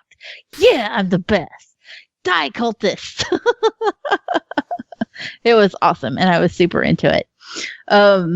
I was a little hesitant because of what I had read before on Steam to enjoy Ritual Crown of Thorns, but I did, and I was super into it. I even found myself I was like, man, I've played a lot of Exit the Gungeon, but I've also played a lot of Ritual Crown of Thorns. And then I was mulling over how I was going to decide which one was going to be my game of the week, because I loved them both so much. And I did not, under any circumstances, expect to love it that much, but I did. And wow. I really, really hope more people check it out and get into it, because it's the story could, I guess, feel a little bland, but for a top-down horde mode type of game, it's really well done, and it keeps you on your toes. Nice. So overall, $20. Buy it and play it, please. Awesome. Sounds good. I'll have to give this one a go myself. I think you should. You're probably not going to do well because shooter, but. Well, I'm not bad at twin stick shooters. It's the first person shooters that fuck me up. You'll be okay. Stick with the pistol for as long as you can, kill things with it, because if you, well, it's a first person shooter trick, but if you hit to aim and then shoot immediately and then let go and hit to aim and get that rhythm down, it will auto aim on the enemies that are coming at you. Because it snaps to your next enemy. So if you're close enough and you're popping a few of them in a row, you're gonna chew through them pretty quickly and find yourself being like, "Wow, that was far easier than I expected for being a dead guy getting chased down by cultists while trying to save a witch." But it's convoluted, but it works. Nice. Well, I'm glad you enjoyed that one. I really did. All right. Well, I'm sure you enjoyed the next one because of who it's from, but the next game to talk about is The Secret Order Shadow Breach, developed and published by Artifacts Mundi, released March 20th on Xbox One for $14.99. There are dark secrets that have an annoying tendency to crawl back into the light, escaping oblivion, but there is also Sarah Pennington, the most skilled agent of the ever-watching Secret Order, who is there to face them. Cole, I know you love Artifacts. How's this one? I mean, it should tell you a lot that anything topped Artifacts Mundi for my game of the week. This was just a good week for me in general, as far as review games went. But I have one major complaint about the Secret Order. Okay, It's something I have bitched about before, and I'm going to do it again. The Secret Order Shadow Breach is the 7th title in this series, but it is the first game of this title on Xbox. I have no fucking idea what happened in this game. None. The characters are like, oh, great, you have this, and oh, you're doing that. And I'm like, I don't fucking know what any of this is.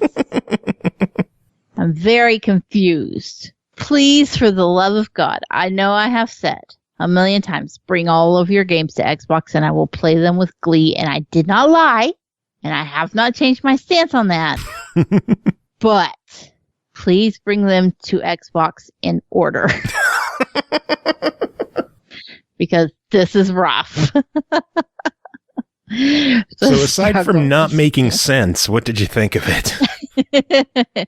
I will say this is one of the prettiest. Artifacts Monday games are pretty by nature. Okay, they're all hand illustrated. They're very painterly. They're very aesthetic. They're hidden object games, and the scenes are just gorgeous. And that's that. They're not at all, dropping the ball with the Secret Order. I also completely lost my train of thought. Just like that, out the door. Proud of you. Stop thinking about your computer, Cole.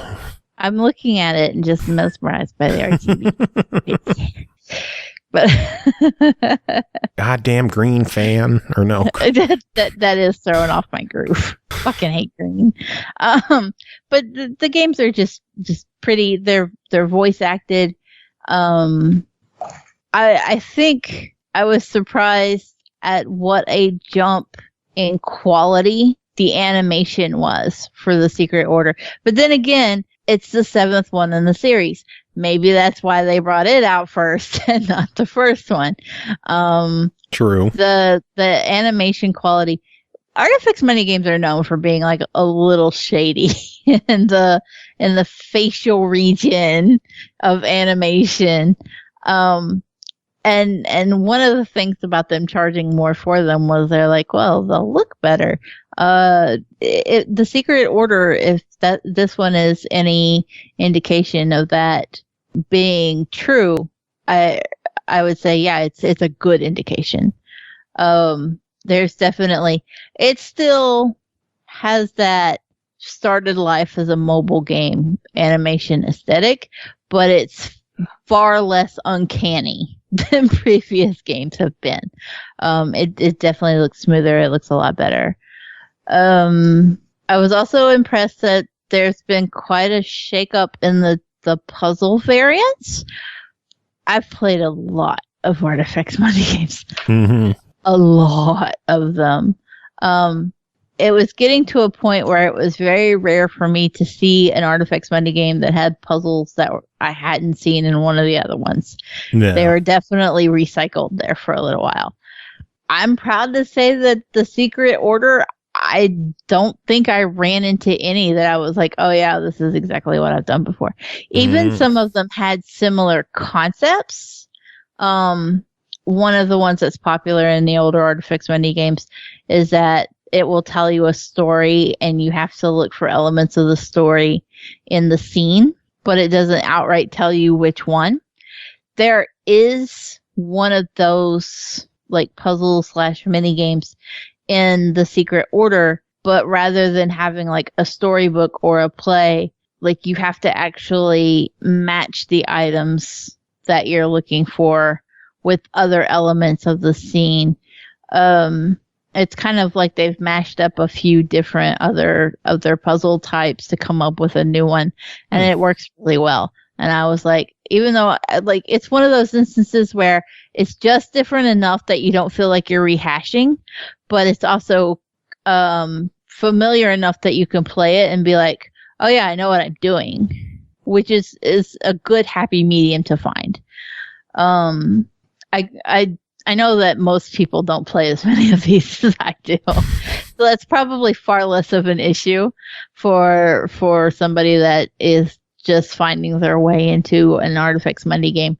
But if you have a history with them, then you're going to be like, yeah, this feels fresh and it's good.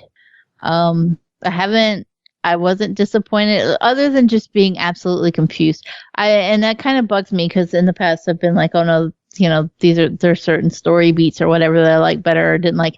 And I feel like I can't do that this time because I don't fucking know what happened. Yeah. I was just like, I don't know who these people are or why they're doing these things or why any of this matters. And that was really my only complaint about it, though. Like, there were so many other boosts that I didn't mind because I was just like, hey, give me puzzles. I like to find things. And so I wasn't disappointed. I was just confused. Yeah. Well, then overall, $15 on this one. What do you think? I'm still going to roll with a buy it. Look, if you play hidden object games, if you've played Artifacts Monday, I think you're going to find that there is a noticeable step up in quality. You just have to be expecting to not know what you're doing. The story's going to be lost on us until the rest of the series comes out. But for what it is, the improvements, I'm down for it. I think they keep riding on undefeated with their buy-its. Nice. Stop making me wait so long, though. My only worry with this one, if they bring out the older games, is that they might feel like a step down. Yeah. And that happened with Nightmares from the Deep, because they released that one. They released 2, 3, and then 1. And I was like, 1 felt like it was slightly less quality. Yeah. And so I can definitely see that being an issue. I think that would probably be a case of where it'd probably be quality-wise a better idea to release it as a bundle. At least be like, oh, hey, here's 1 through 5 for $20. I would even pay a little more, say $20 or $25 to see them just bundled up together, because that there's no way they're going to match the quality. 1 through 5 is obviously not going to be as high quality as, say, maybe 6 and definitely 7. No. So, yeah, I can get that being a reasonable concern. But I still want them. We'll see. We'll see what happens. Final game to talk about tonight is called Thunder Paw, developed by Sergio Poveroni, hopefully. I don't fucking know. Poverani, maybe. Published by Radaleka Games, released March 17th on PS4 and Vita, 18th on Xbox One, 20th on the Switch for $4.99. Thunder was out playing with his ball in the fields when suddenly he heard a loud explosion near his house. He rushed home, worried about his parents, only to find no one was there. Just a single letter that said his parents had been kidnapped. It's up to Thunder to rescue his parents. Cole, tell us about Thunderpaw. Thunder goes from being like a casual little pup in a field playing with a ball to being like ripped out of Rambo. I don't understand what happened there. Not asking questions. With Radalekas, you don't. You just accept that they're a little off the cuff. And it's fine. He's definitely a buff little motherfucker with a gun now. I don't know where he got the gun. I don't know why he has it, except for the fact that he's just going to go and like save his parents. He's out for vengeance. He's out for vengeance. He's just mad, and now he's like Rambo somehow. I don't know if I would quite classify this as a platformer. There are some platforming elements. Each level basically has a set number of enemies in it, and in order to progress, you have to kill every enemy. Action platformer. There we go. Yeah, we'll roll with that. There is a counter at the top, and when I say, oh, you have to kill every enemy, it's not like, oh, there's 100 or whatever. It's rather like a game, guys. There's literally like 7 some levels, okay? 12 here, 15 there. It's very minor numbers we're talking. The enemies are a little odd. Thunder, for the record, is a dog, if we've not made that clear enough. But Thunder is a dog. So your enemies are like a pig with a pitchfork, a cat with a gun. I think one I ran into was a bear. There's a boss that's a monkey that throws grenades at you. None of this makes sense. Monkey. Fuck the monkey, though. Well, don't fuck the monkey, but like fuck the monkey.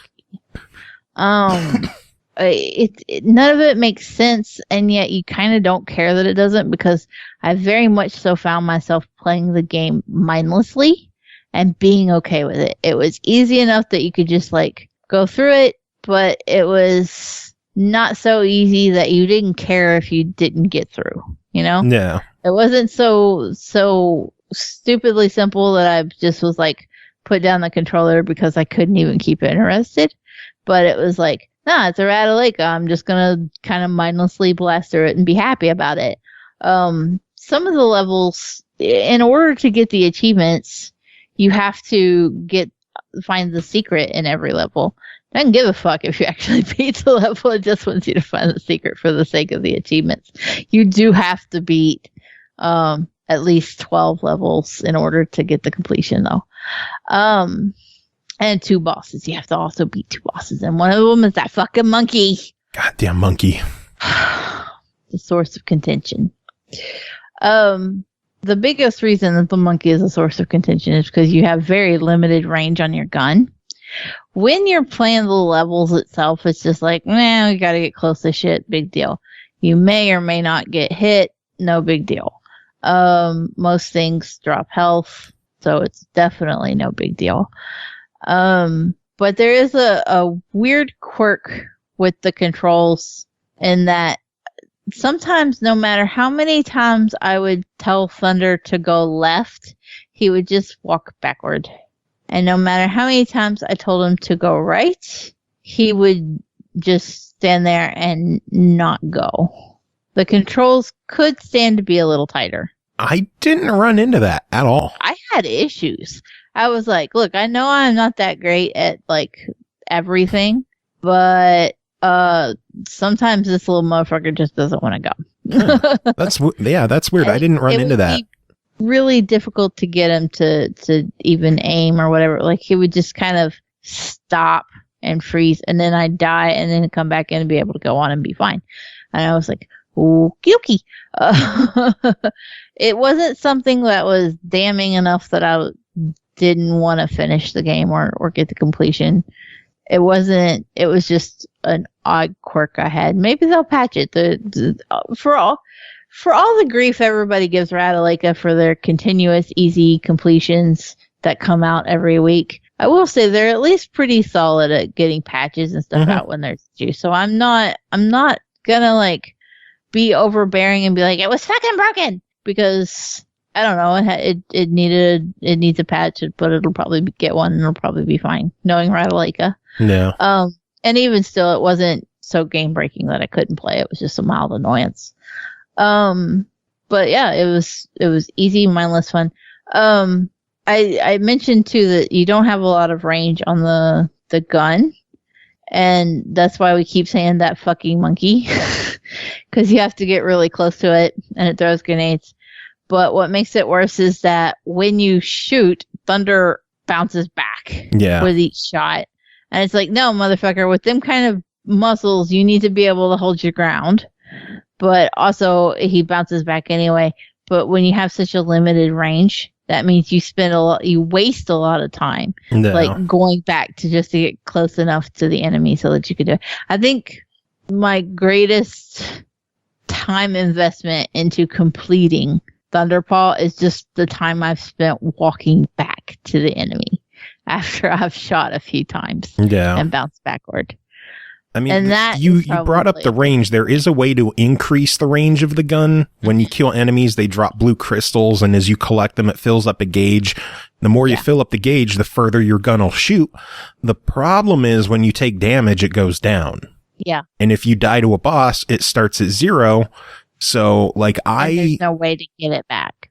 Unless you replay a stage and build it back up, which is, I found myself replaying stage 4 like 5 times to every time I would die to the boss because he was a pain in the ass to fight, throwing the goddamn grenades. And as you got him lower in health, he would start moving backwards faster and faster with less time to actually shoot him. And I died to him a few times, and every time I would have to replay the stage before to build up my gun so I could actually try fighting the monkey again. Yeah. And then, that was definitely problematic. Yeah. And then my other minor gripe with the game is I appreciate the fact that the levels are fairly wide open and that there's branching paths. The problem is you have to kill all the enemies in a stage. So it requires a lot of backtracking and looping around and going through areas you've already completed just to go back and kill enemies that you might have missed. And that's one thing that they could do about that is that, and excuse me, I need to get a cough drop real quick. I do not have the coronavirus. I have an allergy. Yeah, bullshit. Spring is here. My allergies are like, fuck you. Excuse me. So, one thing that they do is that once you defeat all the enemies, a big ass green arrow comes up to point you to the exit. It would be nice if you got it down to say, like, even if you had to get down to like 75% of the enemies gone, and then have an arrow pointing to where the others are. Because sometimes you have no idea that you can go another way because Thunder has such a ridiculous jump, which is beneficial, but it also means sometimes the area he can actually get to is out of the range of the screen's edge. Yeah. And you can't even see it. And then like you just jump randomly and you're like, fuck that, where did that come from? It's a whole different place you could go. So, I would say of the weekly Ratalakas, Thunder probably isn't one of the strongest ones. It's fine for like a quick and easy, play it, roll through it, kind of mindlessly.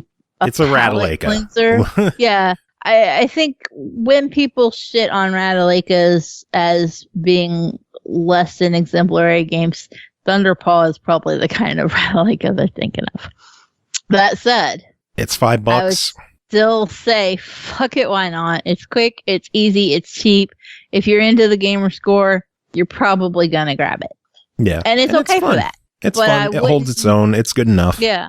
I wouldn't like break my neck and be like, fuck, I have to have Thunderball. Yeah. But I'd be like, oh, it's on sale. I'll throw a couple dollars at it. I'm not mad. And I think it is on sale for $3.99 for like the first week. So you're definitely not mad. You're going to get your money's worth. It's just that don't go into it expecting way better. Yeah. It's just going to be fine. All right. Well, that wraps it up for this episode. That's everything. We survived. We did. We did it. We'll do it again Tuesday. Fuck. If we make it to Tuesday. If Trump doesn't nuke us to get rid of the coronavirus. Oh, Lord. Now I put that out there. It's going to happen. Probably. Thanks to Kris for coming on, hanging out with us for 90 minutes, chatting about the PS5 and the Series X. It's going to be an exciting year if we make it through the year. Yes. Video game wise, it's going to be exciting, but hopefully we make it there, and hopefully what's going on in the world calms down and we can get back to some sense of normalcy fairly soon. I know it's very, very early in this pandemic, but hopefully we could get things under control. That's so weird to say. Yeah. This is so goddamn weird for, it is, life is just weird right now. So hopefully we took your mind off of life for 2.5 hours, and, we're going to end things with some music, and we'll be back next week with some more. And Cole, do you have any final words to end this?